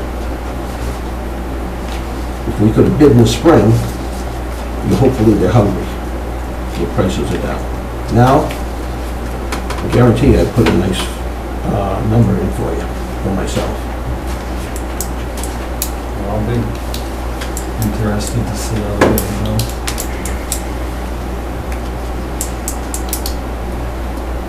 Well, actually, is there any point in doing it now? I don't know. Well, I mean, I think you've heard, we're talking, 7, 9 weeks. This is already September. That gets us into November. We would have to, next week, send into Central Register, and that wouldn't be published till the week after. Prevailing wages, that's quick. Then we have to be out a minimum of 2 weeks. I would say on this, you're gonna have to be out 3. Then you're gonna open, and usually that's somewhere, right, it depends on our time frame. Then that contractor has to then contact CSI or whoever he's gonna get the culvert for and give them a go. So you're looking at 4 to 5 weeks there. And then, so if you just do the math out, you're late November, December. And then we still gotta deal with hot top plants. And if the hot top plant shuts down, and which they, anywhere from the middle of November to end of November, if the weather turns, they do shut the doors. There's usually one down in Boston that keeps going, but the price of bituminous is very high there. We usually assume between November 15th and November 30th. Last year was so hot, we had such a warm late season that they actually did go into December, but that's relatively unusual. I think heating went, Perkins shut down at their normal time. So, I mean, if you gave the authorization to go forward tonight, we can go through the whole bidding process, and then, we always have the right to throw out all the bids. But I mean, that'd be a lot of work to go through to have to throw everything out and then restart again. How will the bid process go? How would it go? How will it go? If we authorize this tonight, how will Okay, it- here we go again. Monday, we will send a request to Central Register. Central Register then will publish it the following week. From that point there, you have to publish, it has to be open for 2 weeks anyway. A culvert like this, I'd say you're gonna be open 3 weeks and give the contractors time to do this bidding. So just start adding this up. So now we're into this for 5 weeks. So now you go and you award. So sometime in that period of time, you award. I get that. What I'm trying to understand is how does the word get out so that you get the maximum number out? When it goes to Central Register, that goes out to the contractors that are on the Central Register. We also publish in the local newspapers. Which papers do we publish? The Worcester Telegram. We'll put it Or there. Clinton Item, Worcester Telegram. Most of the contractors that bid you don't even look at it. They just go to Central They go Register. through the central Right. register. They automatically, if they do this kind of work, they go to Central Register all the time. The rest doesn't. But do you have to, is it only certain people that get this access to Central? No, Central Register, anyone. It's only when you go pre-qual. When you go pre-qual, then it's only those that are pre-qualified by the state. Since this is not state money in this contract, I would not go to pre-qual. I'd go to Central Register, which we are required to. We have to by bidding law, correct? That's correct. And we have to then contact prevailing wage and notify them of the job and what it is. And then they send us those documents, and then we'll send to Central Register. No, this could be open to anyone who looks at the Central Register or sees it in the newspaper. And then we have to review the contractors, the people that bid it, and we have to look them over to see if they're qualified. Now, that's gonna take us 4 or 5 days anyway, 3 or 4 days anyway.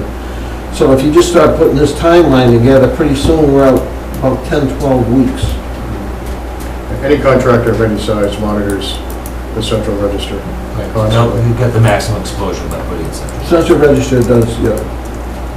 Plus that we're required, that's part of our checklist when we go through, when we bid. And the procurement rules.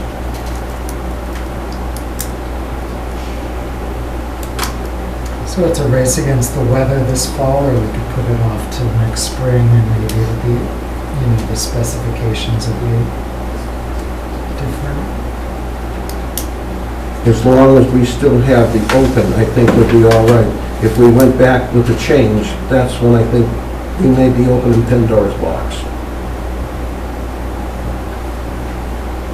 So a change in design means that you'd have to go back to the Conservation Commission? That's right. We would have to go back to DEP. Well, all the plans would have to change. All the plans change. That's $3,000. Right. To change the plans is That's what the cost of the plan and That's right. the bid package was? Yeah, 3,000. I asked Greg, Brian, and they said, yeah, 3,000 should cover it. And that was just a rough estimate they gave me. And I don't see the savings with the pipe, with that. I just don't see it.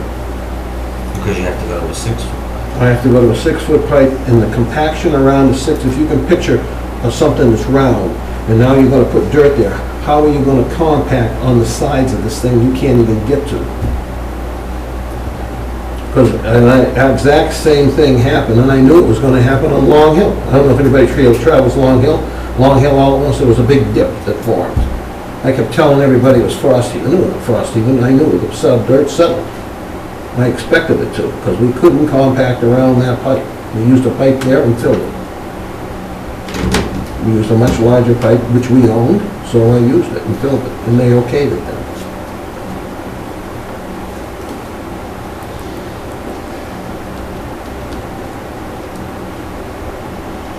I think we'd be wasting a lot of people's time and energy by doing this now. We should have done it when we had it, and because we're right back to where we started when we first started this thing. And we've done nothing but waste time, and we've spent more money. Time has not been wasted, not from my vantage point. We've come to the same conclusion. So yes, time has been wasted, and we have spent money.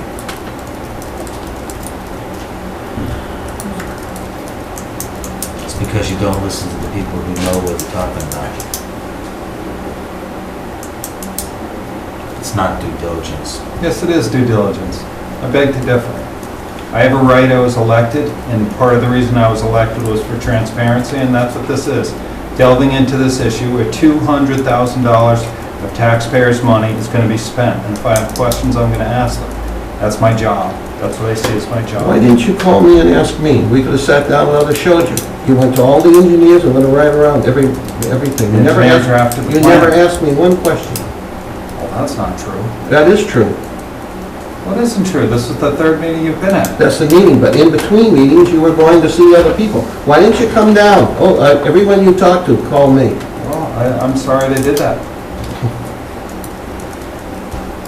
Well, that is a very good question. I mean, essentially, you went. I'm not on trial here. I don't care. I don't care what you think. You went behind the Board of Selectmen and the Department of Public Works back on this. I did not. You reached out to everybody except talking to the man who knows. And we have now That is true. we have wasted Absolutely months. At the end of the day, it's my understanding that those plans drive the discussion. Those plans were not drafted by DPW, they were drafted by an engineer. That is true. Then I would have explained the plans and explained it to you, because evidently you don't know what you're looking at. Well, I've learned a lot, for what it's worth. Mr. Chairman, can we get, we need direction on if we're going to move forward or wait till the spring, so I would ask that the I board... personally think, based upon the tight time frame, why we're even wasting our time doing this now. Because to Harold's point, one, we're probably going to get, you know, if we're looking to get the best possible price, we would have gotten that if we bid it in the spring. So we're not going to get that now based upon this. And also given the fact that where we are, it's September 8th, 9th now, and the 10 to 12 weeks, I can't see that, you know, even if everything goes smoothly, we have no idea what the weather's going to be like in late October, early November, and it's going to be a crapshoot. So, you know, there's a lot of work that's going to have to be done to get everything put together and reviewed and everything else, and I think it's just, you know, the time has come and passed, and I think we should just wait till the spring. But then, That you know, sounds good to me. what do you think, Harold? It would be tight. Yeah, I know. It would be really tight. Right. And I'm afraid my scenario would be correct with the contractors. Mm-hmm. Because I know if I was out there and I saw this coming in at this hour, you know, these people are desperate. So now I'm gonna tack about a half, I'm gonna tack a good amount on. I'm gonna put a new car in there for myself. Or a boat. Or a boat, whatever, that's what I'm gonna do. We used to say we'll put an airplane in. Mr. Buzzard. David Boston, Old Road. This culvert has been not necessarily a failure, but it's been a big question for some time. If we don't replace it now, are we exposing the town to a potential liability if this thing were to collapse? Is there a public safety issue? There very well could be.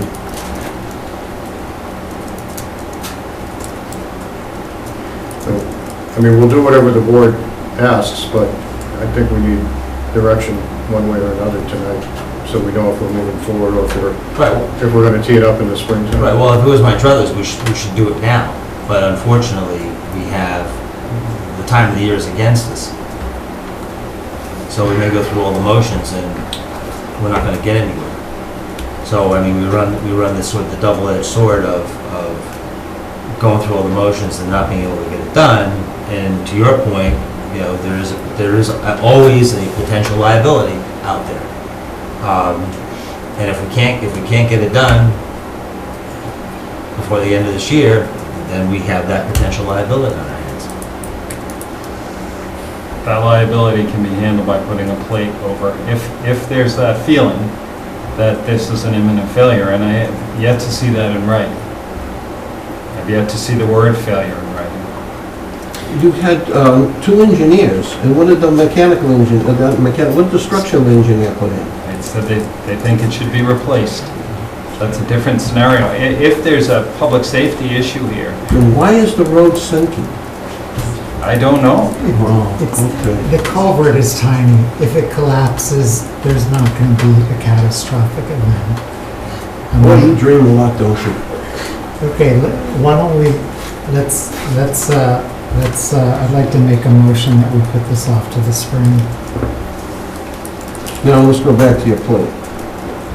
Well, I'm sorry, but I He's got a suggest you act motion? on the motion before I'll second you go that. to the plate. All those in favor signify by saying aye. Aye. Aye. Okay, now can we go to the plate?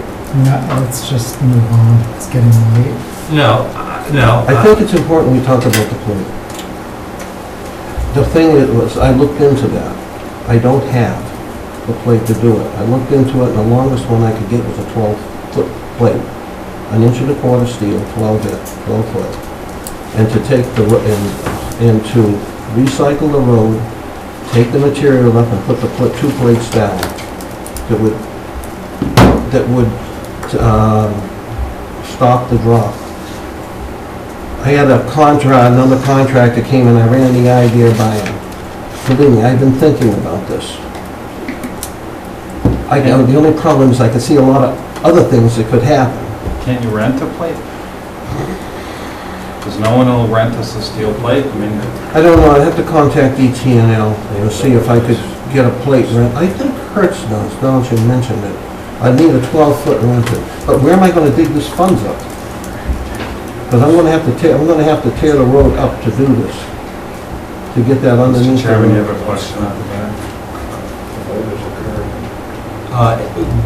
We're sort of, the culvert's going in the spring, so if it's a question about the culvert, we're not entertaining any more questions about the culvert.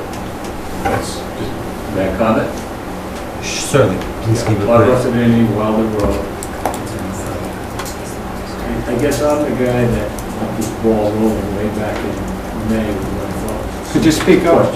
Could you speak up? Yeah, I got this ball rolling in May with what I thought was a simple question about the need to spend that kind of money on this particular culvert, which I've lived beside that culvert for 26 years.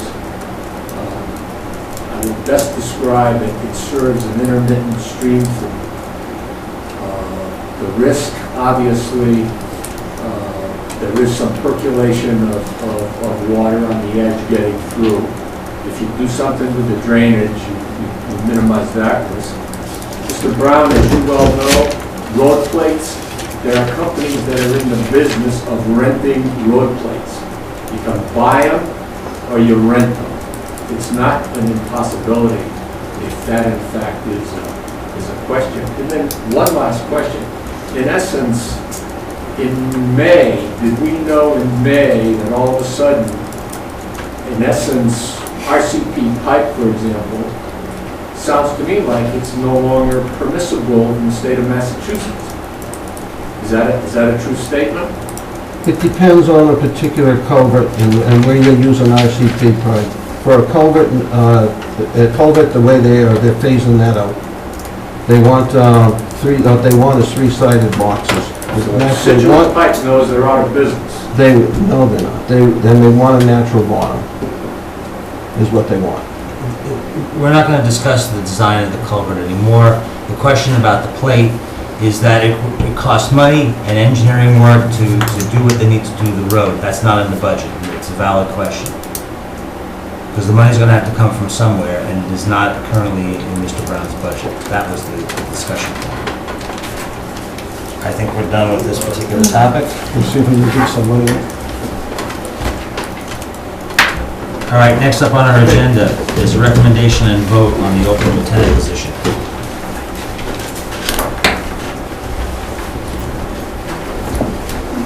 Good evening, everyone. Chief, how are you? I'm doing well. Very well. Luke, how are you? Good to see you. I was going to introduce, you jumped the gun here. So I'm not sure if everybody's met Luke yet. I know Luke. Oh, boy. These are not good chairs. Actually, I have brand new chairs in the other meeting room that somebody donated. Well, we should be quick and simple. Following all our testing for the lieutenant's position, we had 2 sergeants that stepped forward, both well capable, but in the end result of the written exam, of the scenario-based testing, Luke came out ahead of Sergeant Berry. So with that, he's here for any questions. He's been with us for 11 years, 7 as a patrolman and 4 as a sergeant. He's currently on the evening shift, which if all this goes well, we'll slowly get him onto a Monday to Friday shift and go from there. And there are a few things we just need to discuss of a pay rate, and once that's formalized, I can then go and start backfilling his spot. I don't have any questions. I mean, I've known you quite a bit of time, so I'm happy. Congratulations. So I don't have any questions. If you gentlemen have questions, fire away, so to speak. I don't. I met you the one night. We had a long talk up on the hill. I've heard, to be honest, good things about you. One of them was from a defense attorney, which does not come easily. So, congratulations. Yeah, I've known Sergeant Hamburger since I came here, and he's always been a consummate professional, and it's a privilege to work with officers of that caliber in the police department. His integrity, ethics, honesty, unquestionable, all day, all night. Never had a problem, and he's a leader of the department. Well respected. No, actually, other people in law enforcement too. For some reason, I was like a funnel for good things about you. So, congratulations. Anything, John? No questions. Okay, then I'll. So, I'm sorry, Mr. Chairman. Yes. Along with the appointment, we need to establish the appropriate pay grade. Okay. And Chief Nelson and I have conferred on that, and we concur that the appropriate step at which to place Sergeant, hopefully soon to be Lieutenant Hamburger, is step 4 on the lieutenant's grade, which is $37.56 an hour. Okay. I did a review with the surrounding towns, Stowe and Lancaster. Both have lieutenants. Lancaster is the newest of the 2 towns. The lieutenant in Stowe has been a lieutenant for 3, 4, 5 years. So his pay rate's maxed out at the top step. Lancaster was at, I think it was $37.60. And that was approximately a little over $5 an hour more than what their top step patrolman would have been getting, from sergeant, patrolman to sergeant to lieutenant. So we tried to match that up comparable with that. It was about a little over $5 more an hour.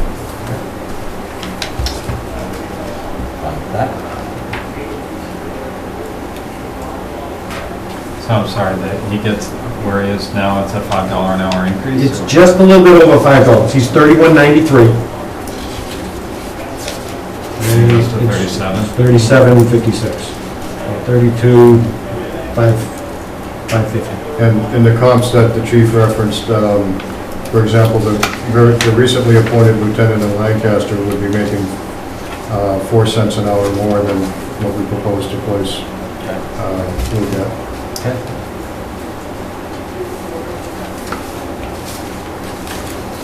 Where the conflict is.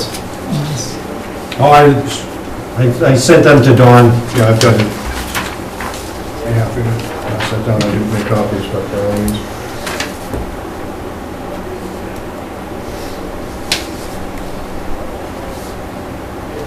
There is always that loss of overtime, the extra details that he could be making. He'd actually be stepping in lower than what he made last year. Right. From all the incentive pay, hazard pay, OIC pay, anything that he would have been entitled. This is a salaried position. This would be an exempt position, so it's, I don't know if it's salary or hourly, I don't know how you... Well, he's got an hourly rate, but he doesn't get overtime. He does get overtime, right, but it's salary, however. It's not termed as salary, but there's no opportunity for overtime, so. Or details. Well, he could work an occasional detail. Yeah. For instance, something that doesn't conflict with his shift. Right. I think the best example I can use, and even Chief Alfano used to do this on occasion, was a Friday night football game. the school can't fill the detail, with the regular officers, the lieutenant would be able to step in and do that. He just goes to the bottom of the list, because the union That's right. officers get first crack at it. So it'd be rare that it gets overtime. So it's a little bit of a lot there. So we try to be comparable and fair. Right. And it's an investment in his future, so, We'll have 6 more steps to go before we even max out. Any other questions? Entertain a motion to approve the appointment? I'll make a motion to approve the appointment of Sergeant Hamburger as lieutenant of the Bolton Police Department. Second. All those in favor signify by saying aye. Aye. Congratulations. Thank you, Jimmy. Thank you very much.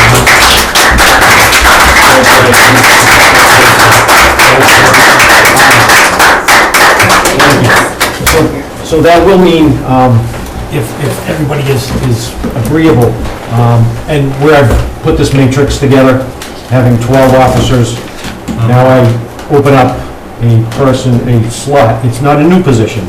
It's an established position that now I've got to go out and do a hiring process. And I think we'll be discussing that. Well, yes, at the next meeting, it is, what the chief is saying is we need to hire an entry-level police officer now, which is not an ad, I mean, it's a budgeted item. Right.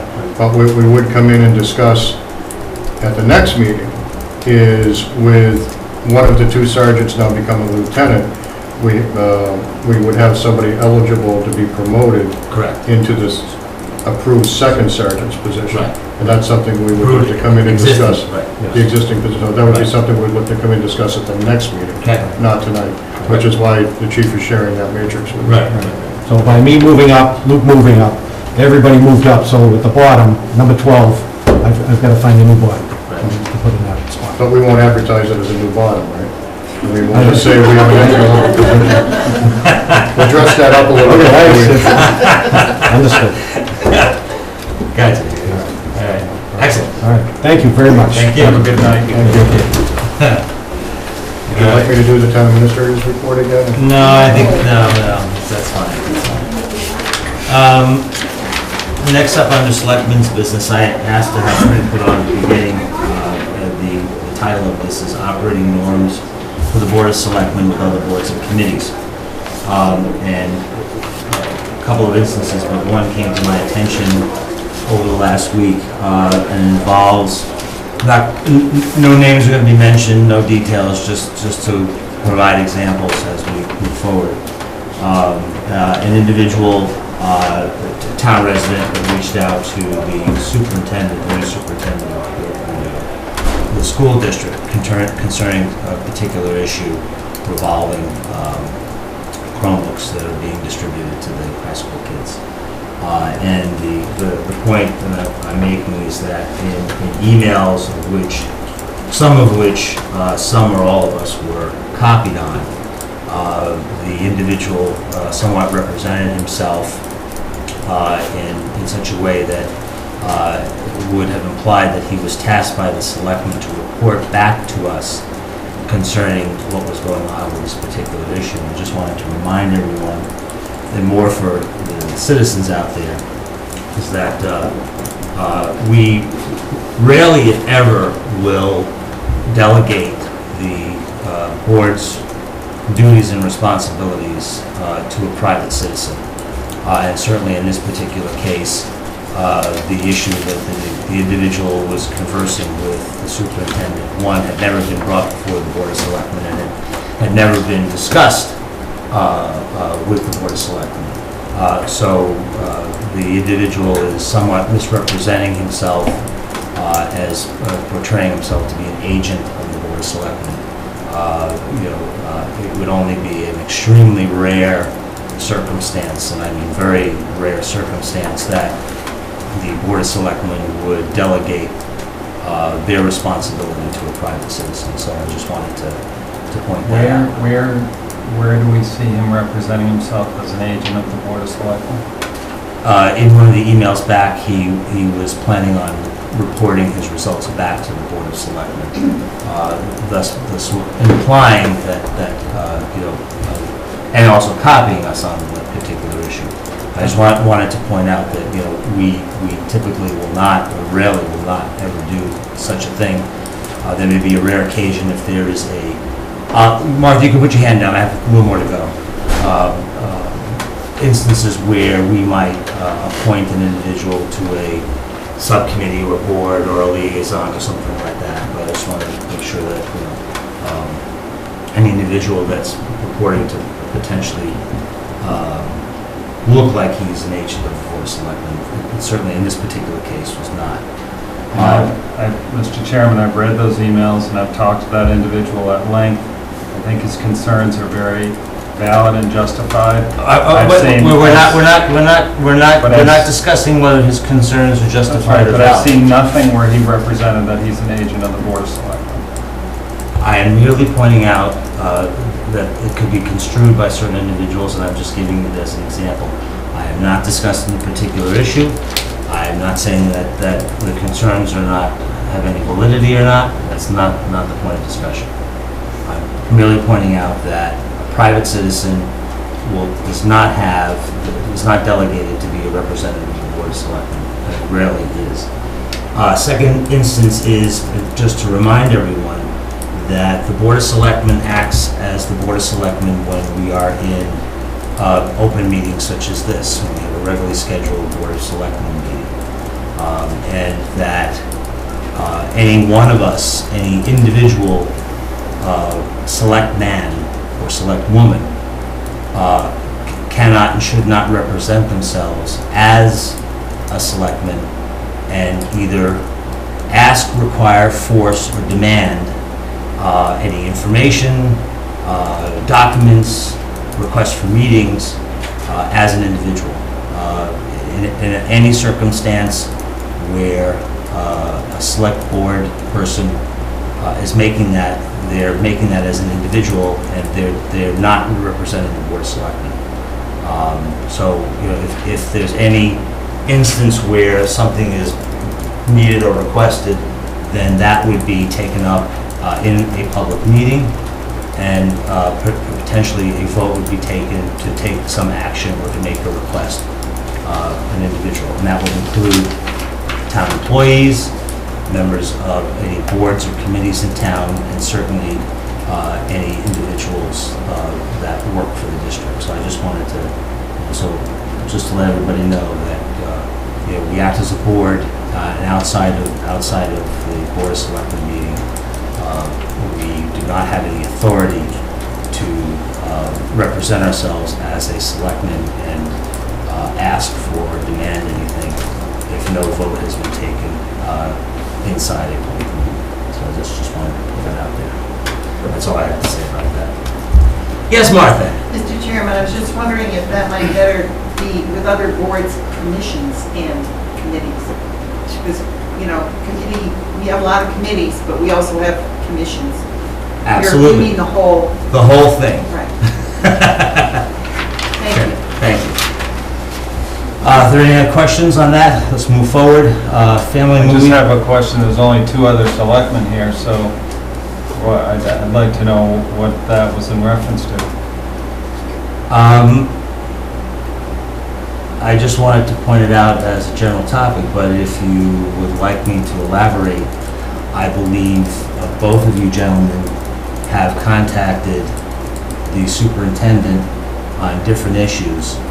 One demanding some reports on water conditions and testing. And Mr. Keep, you contacted the superintendent on an issue concerning an incident at the high school that happened some time ago, of which that incident had been reviewed, investigated, and resolved to everyone's satisfaction, including the school committee, the superintendent, and the police department. And in that case, we were demanding that a meeting be set up to once again go through that with multiple individuals from the district and the police and other members. And with regard to me, what you're talking about is Don and I had multiple back and forth based upon the conversations, that the hearing that we had with the superintendent of schools about there being lead and metals in the water. She said that there was regular testing done. Don said that he would get that from her. He was supposed to have it at his regular Monday meeting. School started on whenever it did, Thursday. I had not received it. I believe, for some reason, I think you had other things occupying your time, and received an email, and I called the superintendent of schools office. I do not think, I may have identified myself as a selectman, I may not have. I did identify myself as a parent of 2 children going to that school, and I want to know if there's lead in that water, and I still have no answer. What was provided to me was potability reports of potability in the water, nothing about metals in the water.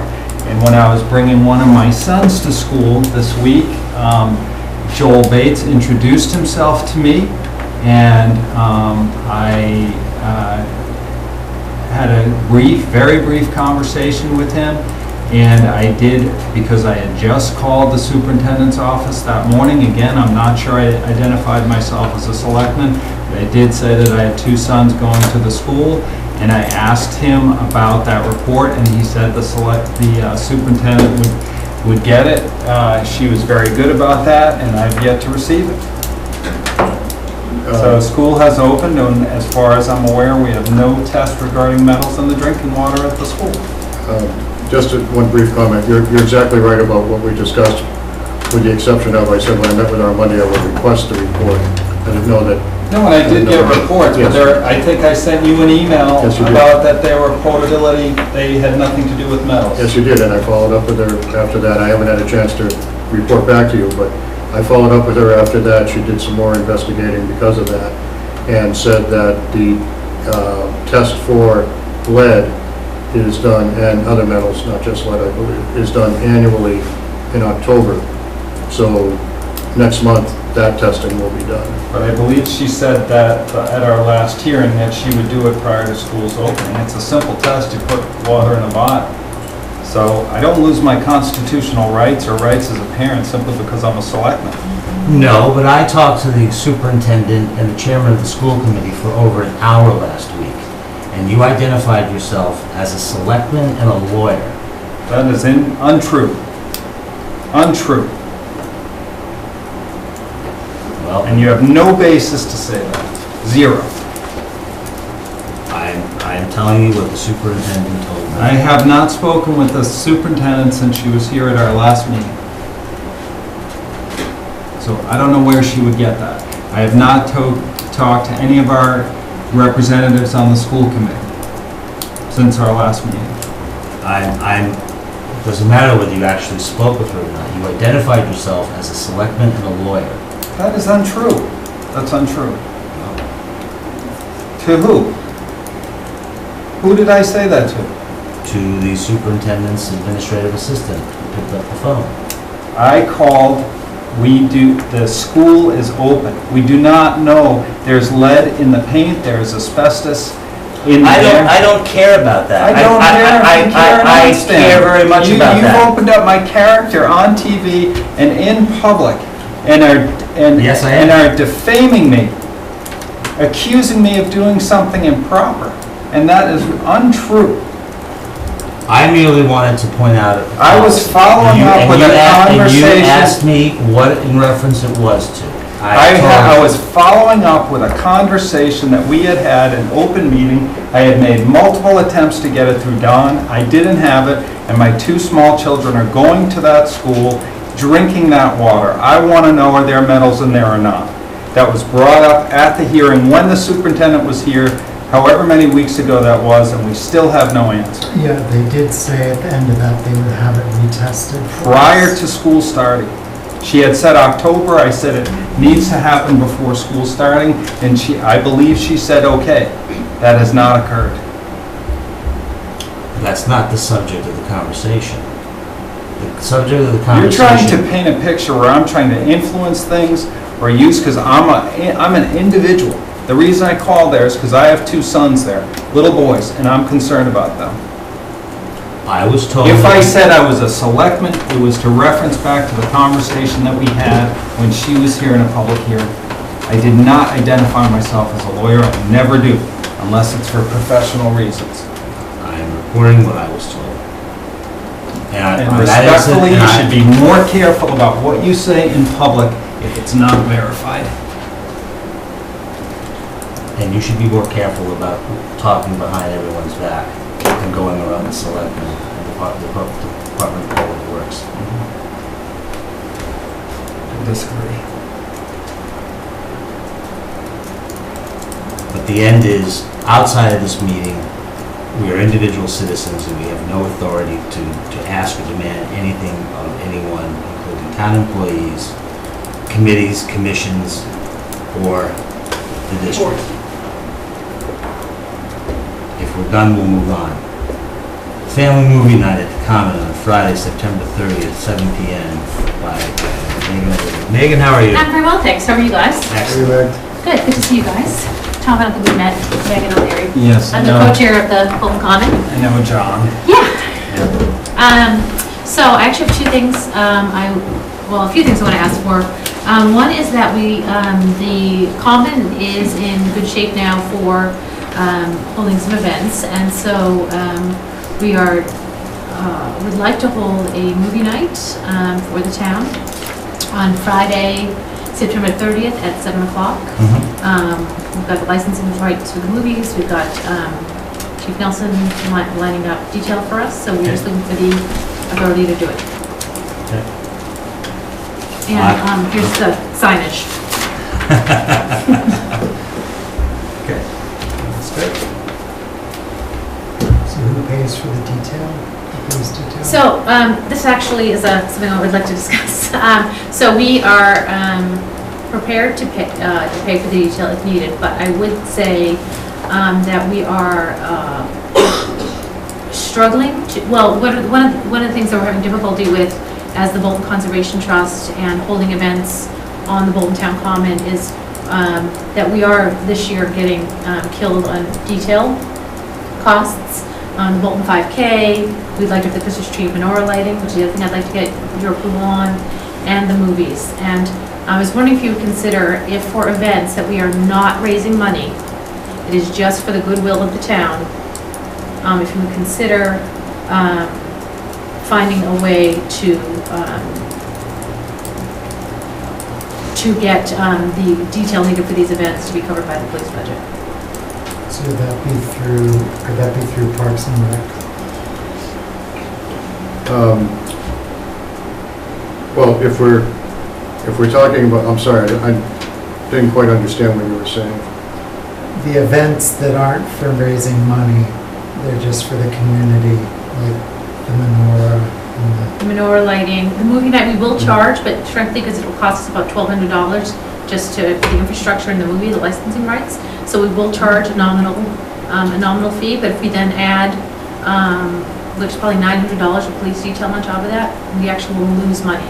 And so, as you know, we are working very hard to raise money for the Bolton Town Common in a private way, but then when we're actually giving some of that money out for just the good of the town, the residents to partake in these kinds of activities, it hurts. And in the previous 2 years, it's been covered. Those events have been, we've not had to pay for detail, and this year, Chief Warren says that we need to. So I was hoping that we might get some relief from that. And I was hoping the balance we could strike is that if we're making money on the event, we'll pay for the detail. But if it's just a goodwill event for the town, that we don't have to pay. Okay, and I'm sorry, Jonathan, I really... I was just wondering, can they talk to Parks and Rec and see if they have money in their budget for that? They could, I don't know, I mean, Parks and Rec has a fairly tight budget, so I don't know that's a no-go what they have for wiggle room. I mean, it certainly is an option that the board could consider to have the detail paid for out of the police wages line. You know, so what we can't do is waive the fee because we're bringing officers in to work. You know, contractually they have to be paid the detail rates. So it's a matter of who ends up paying for it. And that, is that the town rate or the higher rate? It would be the, well, actually, it would be the higher rate because the Bolton Conservation Trust is a private 501c3 and not a town board, so it would be the higher rate.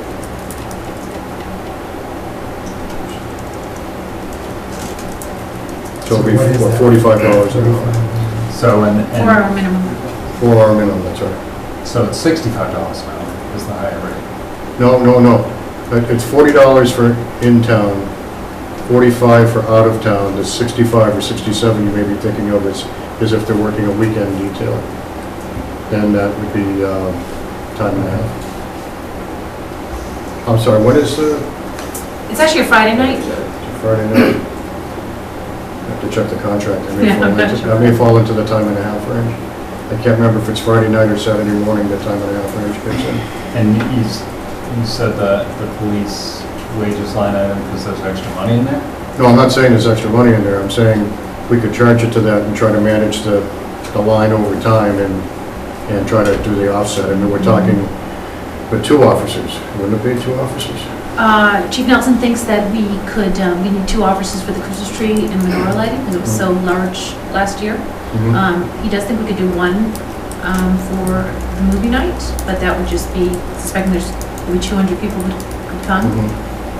It So could be movie night 400 would people, be- I mean, we don't know, because it would be, So movie night would be either $45 or $67.50 times 4, whichever, if it falls into the weekend rate or not. And I would have to reference the contract. I just don't remember off the top of my head. I suspect it could be the weekend rate, but I'm not certain. It says, would it be possible to get the in-town rate if Parks and Rec were to co-sponsor the event? If Parks and Rec agreed to co-sponsor the event, it would be then use the in-town rate for the detail? It's not really, but it's not really a Parks and Rec event. That's really kind of. It would seem like a Parks and Rec event, something that they would co-sponsor. I mean, I guess you'd have to talk to them. But they would be co-sponsoring in name only. It's a benefit for. well, it's not a benefit, it's not a I'm sorry, benefit. it's a fundraiser. No, No, it's not a fundraiser, it's just a town, It's just a town. Yeah, it's Okay. just a Parks and Rec type event. So saying with like the Christmas tree menorah, like we're making 0 money. It's- Right, I'm sorry, I did misspeak there. Yeah. But it may be a Parks and Rec-esque event, but it's not a Parks and Rec event. But if they were to co-sponsor? But literally, we just came up with this idea last week, so we're open to all kinds of partnering possibilities. Yeah, I mean, this is me doing real-time brainstorming right now. I think the rate would need to be as if it were a non-town department entity, which it is. And even if it were a fundraiser, it's immaterial, but it's not. It's a fun thing for the And I'm town. not asking for it for fundraisers, Right. when we're actually making money, That's instead we're right. actually And losing money. so it's a 4-hour minimum, and how long do you think you'll need them for? I think we probably need them about 3.5 hours. So it's, So 4 hours times 2 times the hourly rate? Well, for the menorah lighting, For the it would be menorah, times which is 2, for cheap. the movie would be 1. right. Oh, it's 1 for them. Okay. So we're talking 200, $300. 65, well, worst case would be $260 odd, somewhere a little above 250. And then obviously double that for the menorah lighting.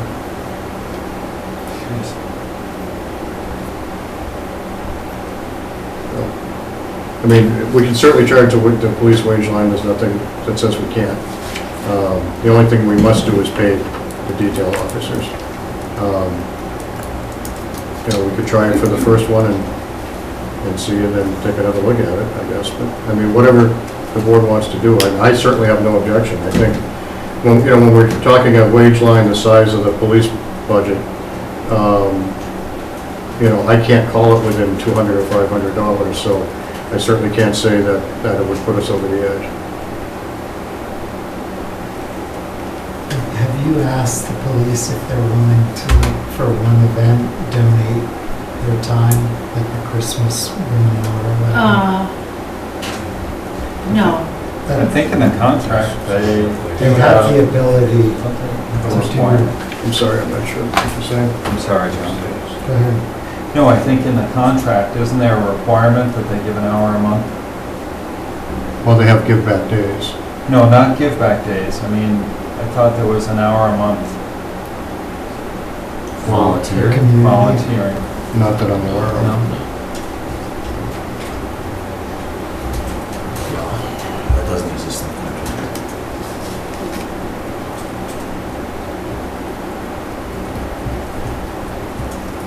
As I said, I personally would have no issue.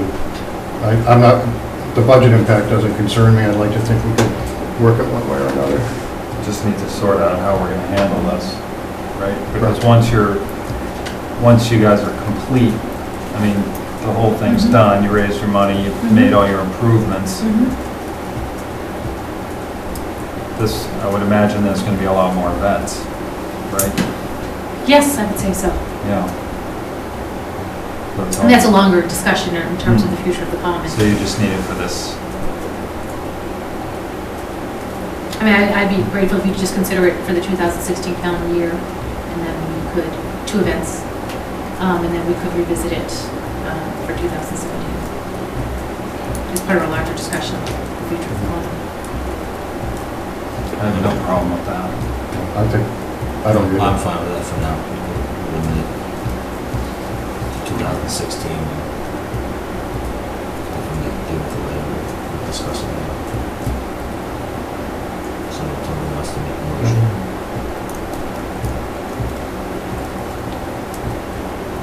I'll make a motion that we authorize payment of the police details, which would be 2 for the Christmas tree menorah ceremony and 1 for the movie, Exactly.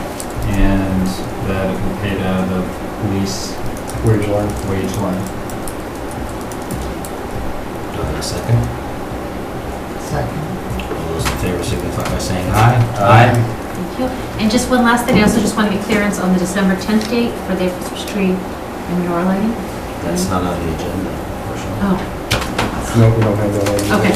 Sorry. No, it's okay. We're really strict. so That's my fault. you No, Come you're on right. back. All right, will do. Thank you very much. You're very welcome. Nice to meet you. Thanks for waiting. Next Yeah. up is a request to appoint Lisa Vickers to the Bolton Cultural Council. I'm assuming the position is advertised. Yep. Okay. No. Works for me.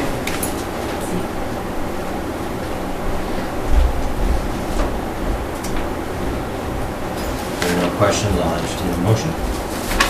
I'll make a motion to appoint Lisa Vickers to the Bolton Cultural Council. Second. All those in favor signify by saying aye. Okay. Next up is discussion and vote on possible pay changes for the ambulance squad. Margie, how are you? Come on down. Read contingency plans, so let's get the executive session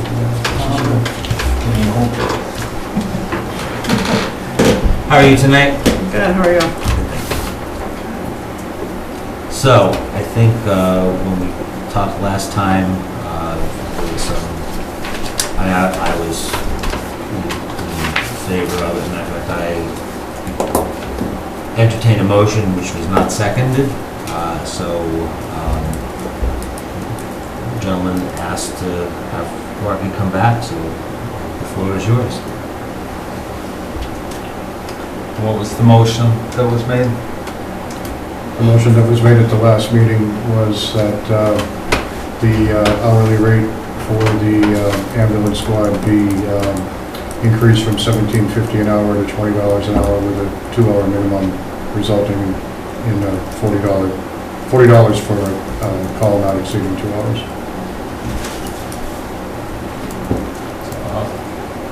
Unless there's other discussion, I'll renew that motion. Any questions from you, John? No, I'll second it. Okay, all those in favor signify by saying aye. Aye. You're very welcome. We've already discussed the Safe and More Sustainable Water Subcommittee. Next up is discuss the recommendation from the We have the proposed policy. Oh, sorry. Oh, yes, I'm sorry, I already checked it off, I'm moving ahead of myself, yes. Yes, a discussion regarding the proposed policy for approving ambulance gift fund So expenditures. this was something that was brought up some time ago, and was finally able to carve out some time where I could Yeah.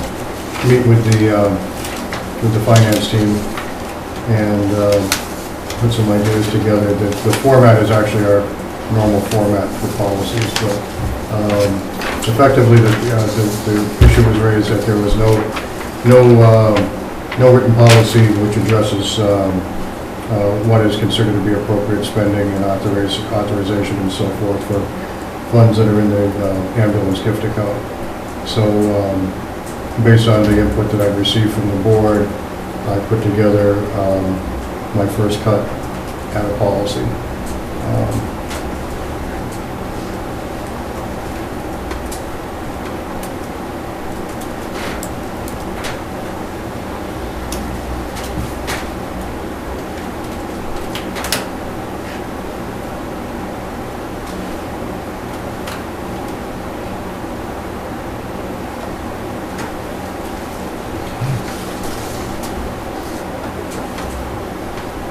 I'm sure you'll have some questions and or comments. Well, I do. I have a couple of comments, I guess. I'm extremely disappointed that we've done away with our annual holiday party. That this basically says we can't use money on that. It was an appreciation dinner, basically, and historically, it's been going on since before I was on the department. I've been on the department for 24 years, so this is something that's always been done. And it was really a proud moment for us to know that the people we had helped gave money, wanted us to have this appreciation dinner. So myself, the department, the squad, we're disappointed about that. That goes away, it goes away. That's fine. I do have a couple of concerns with the policy. I want to make sure that we are not using this gift account for operational expenses, because that's not what the intent is for. And I was a little caught off guard.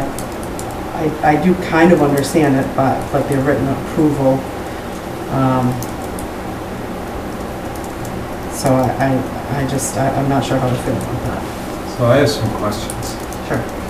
So why doesn't the ambulance squad just start like a nonprofit and then it would solicit its own?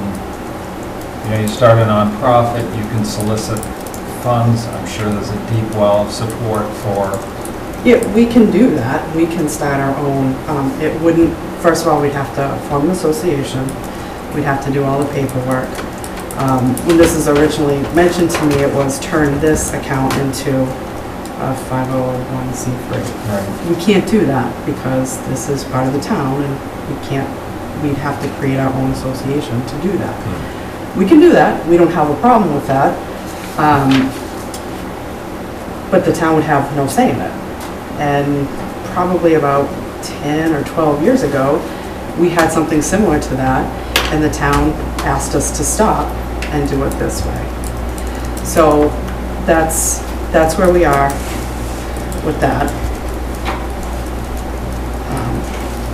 I guess why I think it's a good idea is because then it is exactly what you said. I don't know why the town, once you're a 501c3 and you're an independent entity and you have officers, you're regulated by the Attorney General's office, you have to do tax filings and things like that, and there's a procedure in place to govern, and the town has nothing to say about it.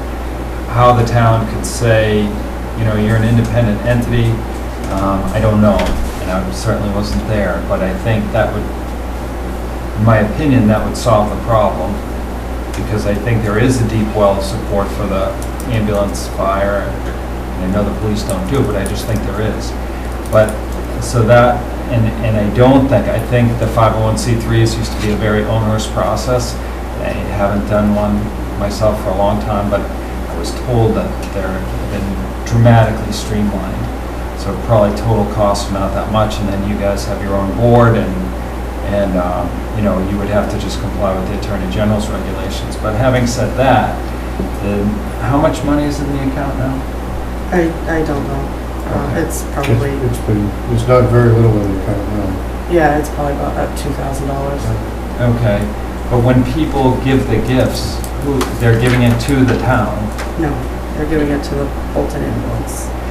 And just walk me through how that donation occurs, like. So there's, essentially there's two different ways. One is we get a thank you note with a check in it, and it says, thank you so much for coming to our house, we appreciated the services that you provided. More often than not, it says, we realize that we interrupted your dinner or your lunch or your holiday or whatever, please do something nice for the squad. The other way is that we get a lot of donations made in memory of, particularly mostly longtime town residents. And that's mostly the biggest way that we get donations, is the in memory of. Every now and then we will get large donations and people will earmark it for something. A large donation you guys have to accept anyways. And if it's earmarked for something, we try to accommodate that request. So that's my concern, is if it's not earmarked or it doesn't say do something nice for the squad, what is the money spent on? So the money historically has been spent, we have always had this appreciation dinner. And then we've spent it on not trivial things, but we just made a large purchase. But we don't typically make huge purchases. Every now and then we'll buy a piece of extrication equipment or a piece of equipment that, you know, we wouldn't otherwise be able to get. We've gotten some decent equipment out of it, but it's nice to have stuff. So, or not necessarily nice to have, like we upgraded the quality of our stair chair. Murphy's gave us a donation. So our stair chair was perfectly functioning. They gave us a better, safer stair chair. So it's something we wouldn't have gotten without that donation. So the money, I mean, it goes through the town accountant. I've never ever been talked to about anything that was inappropriate for its use. It's all very transparent. I guess, you know, if a check came in and said, do something nice for the department, I get that. I guess I just wonder why, where there, it just seems like you're a group that would engender a lot of goodwill and, you know, drive a lot of goodwill and support. Why not just end the analysis and start your, I mean, there must be other ambulance squads and firemen and things like that that have these fundraising. Most of them are union departments, but yeah. I mean, I'm not opposed to us doing that. It's just a suggestion. Right. We have money now, so what would happen to that money if we were to go into a 501c3? You can't transfer that money to it, can you? That's already been donated to us? No, you can do it. And, you know, it's going to cost money to start up that. It costs at $400 at the bare minimum. Oh, probably a little more than that. Right. So where does that money come from? To Margie's point, which you mentioned, there were, and we don't necessarily need to go into the detail of that, but a decade or 12 years or so ago, there was this 501(c)(3) type thing, and it was then deliberately shifted to what we have today. So a non-profit cut a check to the town for the money? No, it wasn't a non-profit, but we actually had the account in our name. We had sole ownership of that, and we managed it. And the town came in and said, that's not right. Let's, you know, transfer it over. So we have been 100% compliant with what the town has asked us to do. So we're not against the 501c3, it's just... I think probably where you're most hung up on is the entertainment. Right, well, because it was a feel-good, one time a year that, you know, it's, we all love the job that we do, but sometimes it's not pleasant, you know, and to have that kind of understanding that we're being appreciated really goes a long way. And it's something that everybody looks forward to. So we don't have that this year, obviously, but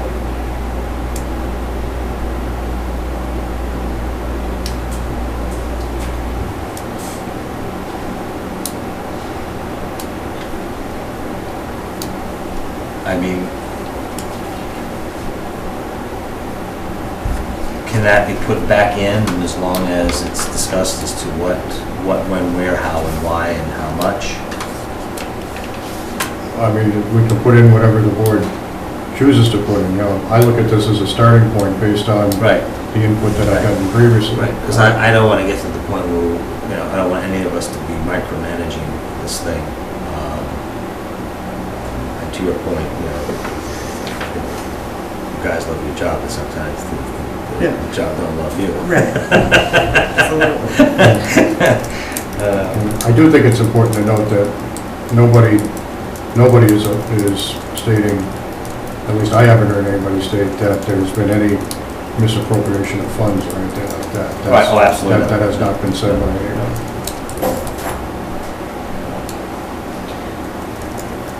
I guess I just think, I mean, that's not what it seems to me, it's just not what the town does. And it's like the town then is put in the position of the AG governing a charity, which is really what you're talking about, people making charitable donations, well-deserved.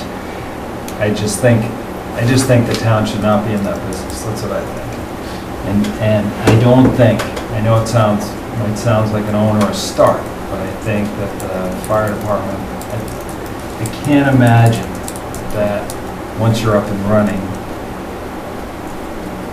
you know, $1,000 or something would be dwarfed by the contributions. And then there would be a place to go, you'd have a board to do what you want with it, and the town's not involved. That's just, when we're doing it on the town's books, are we, you know, is it even appropriate at all? I have a question about that. But then secondly, you know, is each check tracked or with a letter or? Well, we receive, in most cases, we receive the check and we hand them over to the town and the town deposits them. All of our accounting is done through the town. Right, I know that. And I submit on the warrant, just like I would any other expense. And so it's, you guys sign it. You know, it's for all intents and purposes, the town, in fact, more often than not, I don't even know what the balance is. I have to email Minachka and say what, you know, what's in there.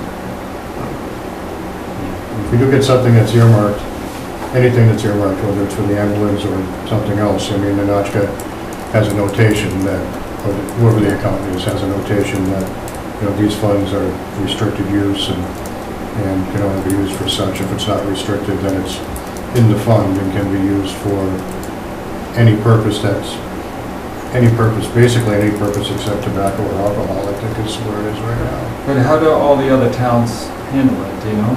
I don't. I mean, fewer and fewer towns have ambulance squads these days, and more of them have full-time ambulance departments or ambulance under the fire department. So I would have to, I mean, Margie would know better than I. I know Lancaster has an association that they handle that through, but whether it's a 501c3, I have no idea. I wouldn't know that. All that means is you don't get taxed on your income, that's all. Right, no, I understand what it is. Yeah. I've done a lot of research on Okay. it because I was asked to. But, you know, so. That's all right. They do, and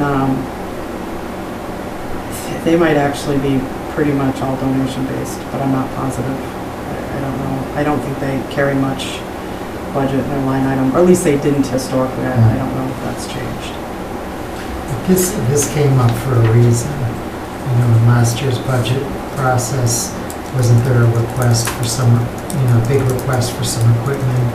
And Yep, and we said that we had hopes to spend it on a gator, and you guys are well aware of that, and that's what we spent it on. You know, it's, nobody said, don't spend this money on the gator. I mean, this is money that was, we felt very comfortable that if I go to town meeting and I ask for tax money for a gator, they're gonna say no. It's absolutely needed in the town, in my opinion, but. What's a gator? It's like a mule or it's. An ATV or something? Yeah. Yeah, it's ATV. Yeah. Get to hard to reach areas where someone's injured. We have a lot of conservation land, and it can take quite a while to get to somebody. Yeah, I think at the time, there was an article on the warrant account for something, we said, why don't you, but you had already earmarked that money for Yes. this. for the caterer. And the article that was on the warrant was for a Lucas, and we were asking to pull it out of receipt reserve. So that wasn't tax money either. That was money that we brought in. I'm from sorry, revenue. what did you just say, a Lucas? So a Lucas, yeah, it's a CPR machine. Okay. So we pulled the money from the receipt reserve at town meeting. So it was not part of the budget, it was not taxed. It's not tax money, it's money that we brought in. It's the money that they get, the ambulance receipts Okay. that go in, Yeah. that fund a portion of their budget, and then every 5 to 7 years, we get to buy an ambulance with that. Well, I mean, we certainly don't need to make any decision tonight, as this is just a first cut of it.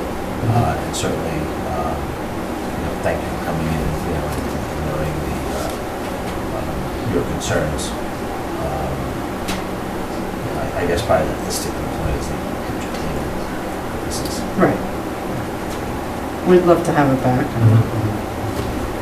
I mean, certainly between now and the next meeting, you could, the boards can go off and ponder, what if any changes you'd like to make and get them into me, and I could incorporate them all and get another draft out and see what you think of that.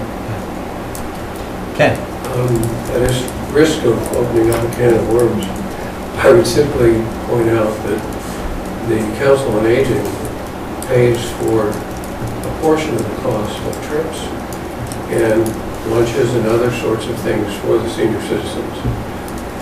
And that is actually, well, they pay part of the cost, but that's actually budgeted money.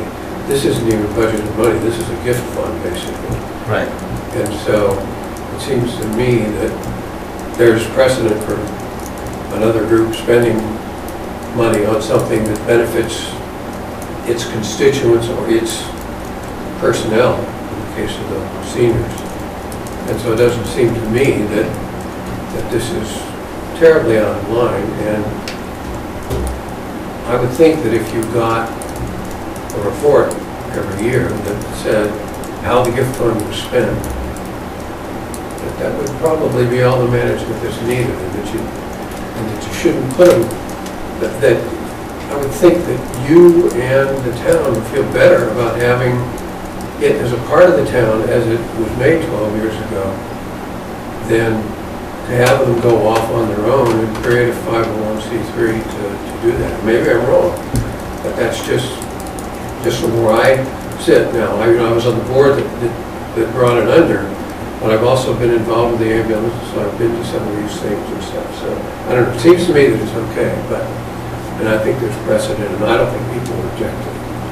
I don't see the need to reestablish any 501c3. That's just my thought. I think you'd be wildly better off, there's no question in my mind. The firemen would be better off, the town would be better off. That's my opinion. Well, there is no 501c3, my understanding with the fire department at the moment. Not yet. No. Not yet. Not yet. Not yet. I guess the thing that I would kind of wonder is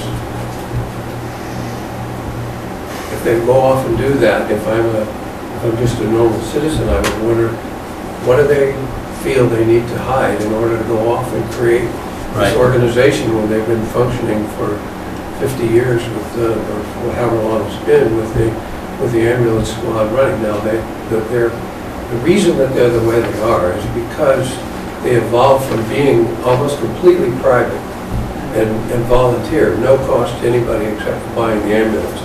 They've evolved into being a town department. It's now under, it's in the public safety building, and Margie and other people get paid, and now people get paid stuff. So it's evolved, but that's the one thing about the previous volunteer group that sort of stayed intact, which is the ambulance fund. And she's right, but that's what people donate money to when they die. And so it's a shame. So it seemed to me that somebody might say, well, why would you force them to create this to do that? But I don't know. As I say, I'm not trying to open a can of worms. Right. Well, I think wanted to make a point. Yeah, I think to your point, I mean, we have more to use the a very misused word these days, transparency in the current format than we do letting them form a 501(c), where we have no idea what they're doing with the money. Yes, you will. Yeah, that all has to be public. Yeah. But we have no control. It's a Form 990, and We have you no- see every cent. That's where we have no say in the matter. But I think to Ken's point, perhaps maybe even you submit expenses. Maybe we just get a quarterly report and see what's. Because certainly if there's something nefarious going on, the town accountant and the treasurer is going to say something because it's part of the bi-weekly It's warrant. reviewed 3 times. Right. I put it in, Right. they look at it, you guys sign off on it, it's Right. reviewed. This was, I feel like we're dancing around. This was drafted for a reason. Nobody wants to say, but, this was drafted for a reason. So,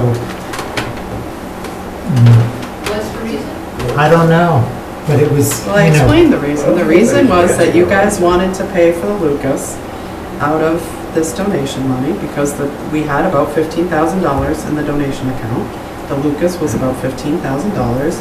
The conversation came up and said, hey, you have $15,000, why don't you just pay for it out of the donation money? And I came back and said, well, because we've been talking as a squad about doing this. And just as an aside, 2 things. We don't fundraise, so we don't have the need to be a 501(c)(3). If we fundraised, we would. But the second thing is, I don't spend money without talking to the squad about it. Like, this isn't just my account. It's the squad's account. And when we came back and gave that answer, there was no objection. You guys knew exactly what we were planning on doing with that money. And the Lucas came off the warrant. Again, not tax money. well, Right. it's saying payments for alcohol or tobacco. And There was absolutely, we actually had to have IGC change their payment policy because they used to have open bar. And because we can't do this, we had to go back to them and say, you have to bill us. We were the first ones where they billed us without open bar because we couldn't do The that. only reason alcohol and tobacco was in there is because those 2 items are expressly prohibited by DOR for a town to spend money on. So it's not that anybody ever received alcohol or tobacco from the funds. It's like, I felt it had to be expressly stated because that's absolutely forbidden by the state. That's the only reason that's in We've there. historically jumped through hoops to make sure that alcohol is not provided in the costs that the only thing, we run a tab at the bar for the high school kids for soda. That's the only drink that the town pays for.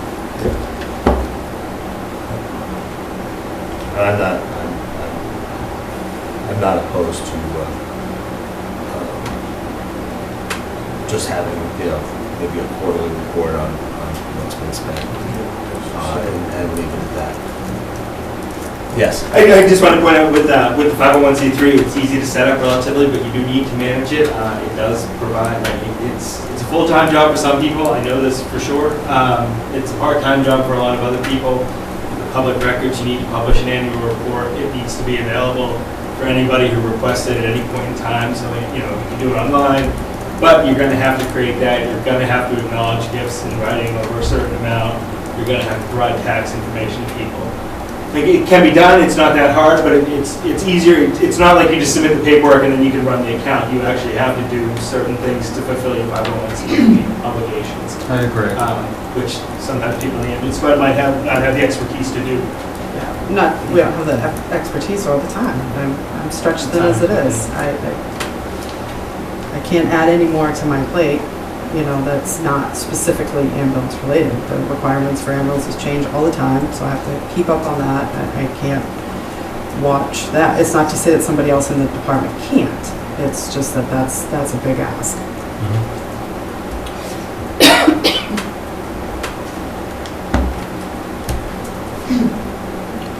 I'm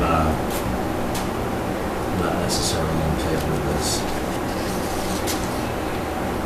And just to alleviate, historically, the selectmen have always been invited, so There's absolutely nothing secret about this.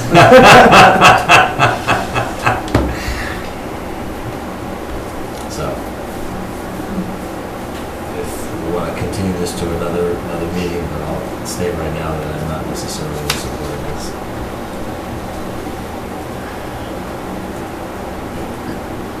Make a motion to continue it. Second. All those in favor signify by saying aye. Aye. So, stay tuned. All right, thank you. Thank you, Marty. Thank you, Margie. Next up on our agenda. Conservation Commission. Yep, discuss recommendation from the Conservation Commission to do poison ivy spraying around parking lots and trailheads as outlined in the order of conditions. Brian Burby from the Conservation Commission. How are you today? Not too bad, how are you? What can I tell you? This was our vegetative management plan. It's a plan that gets submitted, I think that it's good for 4 years when it goes through. Basically, this was re-upping our old plan. We reviewed it, we asked some questions of our new temp conservation administrators. They had no problems with the plan. It's basically how Harold only sprays when we request him to spray. It's not something he does on a regular basis. It leaves open what he can and can't do. It basically has to be outlined in the order of conditions. Right. We didn't see a need to change it. I think the only time I think we actually asked him to do, sorry, lost my voice. The only time I think we've actually required him to do spraying or requested for him to do spraying is at Bower Springs. It's poison ivy management. I don't know if it was just budget killing to try to get somebody in there to yank it all out by hand, or if the mowing wasn't working. But usually at the beginning of Tom Denny Nature Camp, before Tom Denny Nature Camp begins, we've asked him to go ahead and do the spraying for the poison ivy, especially around the parking lot area and as they get into the trail down to there. But that's really, he sprays on our request. He uses something that's probably about half the strength of regular Roundup. We do have all these specs on what he can use, what he can't use. There's a lot of protections for it can't be used on wetlands, public water supplies, Right. What the offsets are. So basically, we just re-upped the vegetation management plan we had. We didn't see a good reason to change it.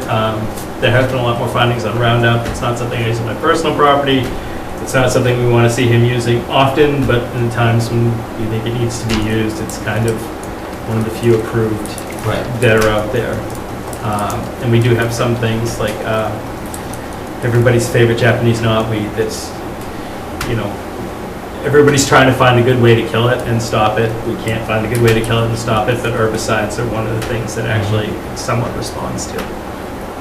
So we figured we'd at least keep the option open in setting up the vegetative management plan. This was our May 16th meeting, I think. It was posted open to the public. We didn't have anybody from the public come to question, complain, ask us to do any different. So we went ahead and approved it for the next 4 years. And I think the Mass Agricultural, Department of Agricultural Resources signed off on it as well. They were fine with it.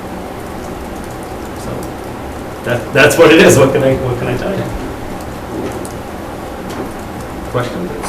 So are you noticing, what I've noticed is that when you use herbicide with poison ivy, it kind of turns the leaves yellow. It seems to die, but the next year it's right back. It comes back. It doesn't really kill it.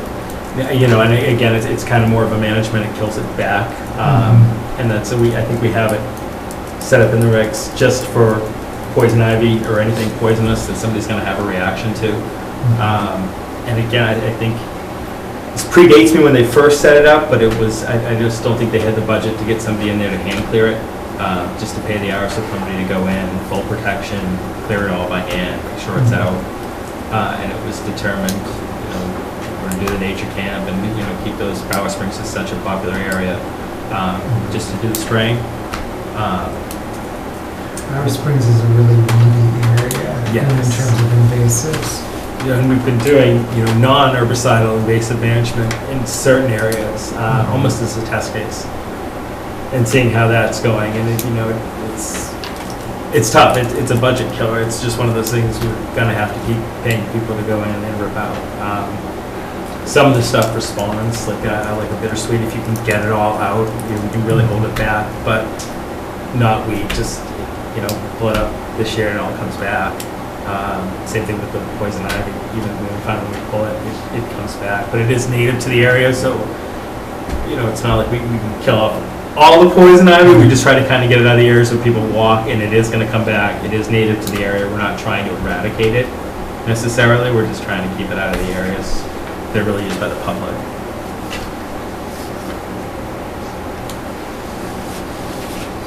So this is a 4-year plan? Yeah, it stays on for 4 years, I believe, right? I think this was, I think it's 2016 through 2020. That's what this one Now, was there a particular reason why either of you gentlemen asked to have this on the agenda? Well, it was actually a continuation of, I didn't know. Yeah, I didn't ask for it. it was a continuation because we had, the board had voted on not spraying That's right. poison ivy for the roadsides. Right. So knowing there's poison ivy also in the conservation land, there was a question about whether or not Harold should be allowed to spray in there or not. It was delayed until we heard back from the Okay. Conservation Commission. Yeah. And now, we had it at our meeting. Like I said, we opened it up so the public knew. We talked to the new conservation agents to see. They're actually from Stowe. They use it in Stowe begrudgingly. It's not something they want to do. It's just something they kind of feel they need to do. I actually talked to Carol, our previous agent, today to get her thoughts on why it went in, and it was basically, just to have those tools on hand. Harold will spray, upon our request. He doesn't really spray unless you're requesting it. And we wanted to keep the tool available if we really thought it was necessary, rather than to say, we're not going to use any herbicides. Are you going to request them?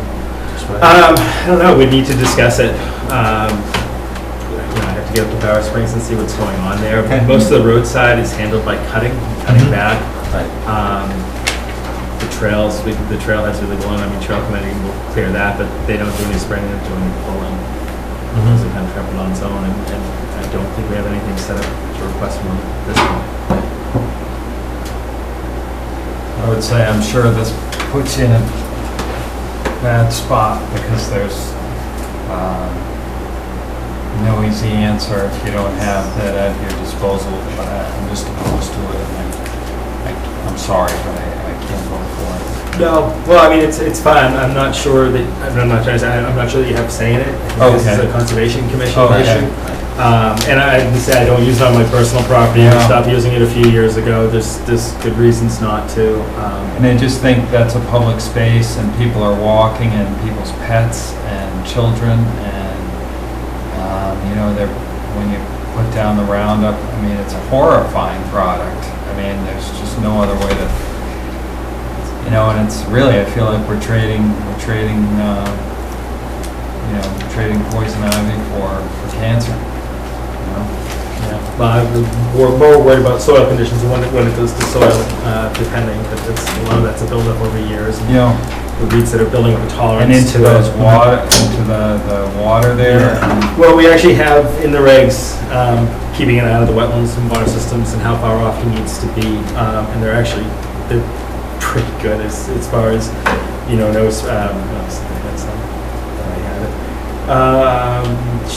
like public groundwater, no spray within 400 feet, limited use within zone 2 or 1 for the Wetland Protection Act, only once every 2 years.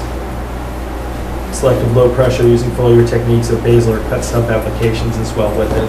So a lot of it was built into the regs when we did it, just to say, keeping it away from water supplies, minimum distances, and then an extended distance that's a limited use zone, and then certain areas where no spraying at all. And then I think all of these we have it, it's once every 24 months, so much you can use. So it's not even a yearly spraying, it's an every other year to kind of knock it back. So a lot of this was put together with that thought in mind, keeping it away from the wetlands, away from the water systems as much as possible. A lot of it's just roadside, parking lot, some of those areas, just to cut back on that. the poison ivy, and people getting infected with that either. That's, infinitely more survivable. So we'll try not to, I don't think anybody on the commission's a big fan of Roundup at all. I would imagine it's something we're gonna use sparingly, but like I said, we just want to have it still available. It's even sold, like you go into the hardware store and there it is on the shelf. Yeah. People use it constantly. It's a tough one. And I will say too, the Roundup, there's a number of things in here as well about how it has to be mixed and who can mix it and how he's actually certified to mix it.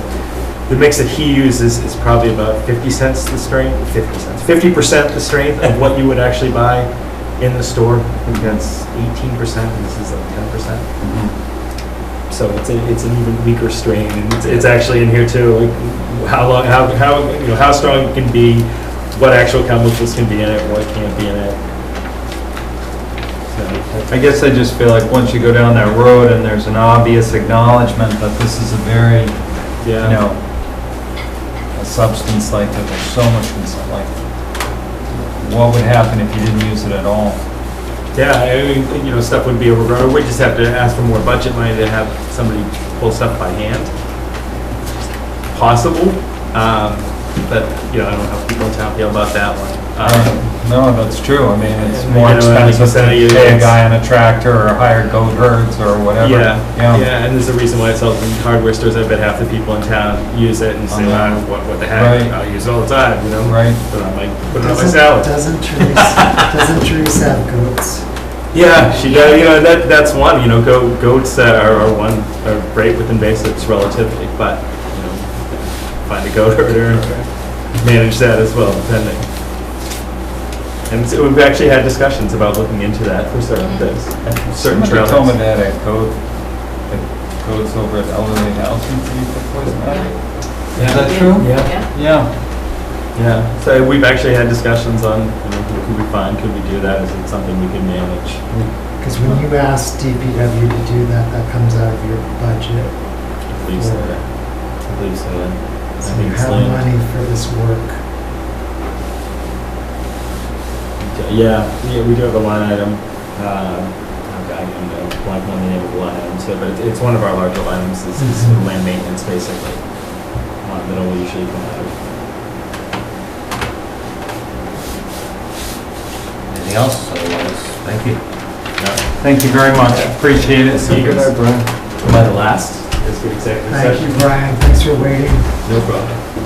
I think, considering the late hour, and discussion with Don prior to the meeting, I think we have the latitude and prerogative to postpone the executive session, and I think all we need to do is move To adjourn if you don't have anything else. Okay, so we don't have to do anything? No, you don't have to. So, It's like it's not even there. okay, so I'll take a motion to adjourn the meeting. I'll make a motion to adjourn the meeting. Second. All those in favor signify by saying aye. Aye.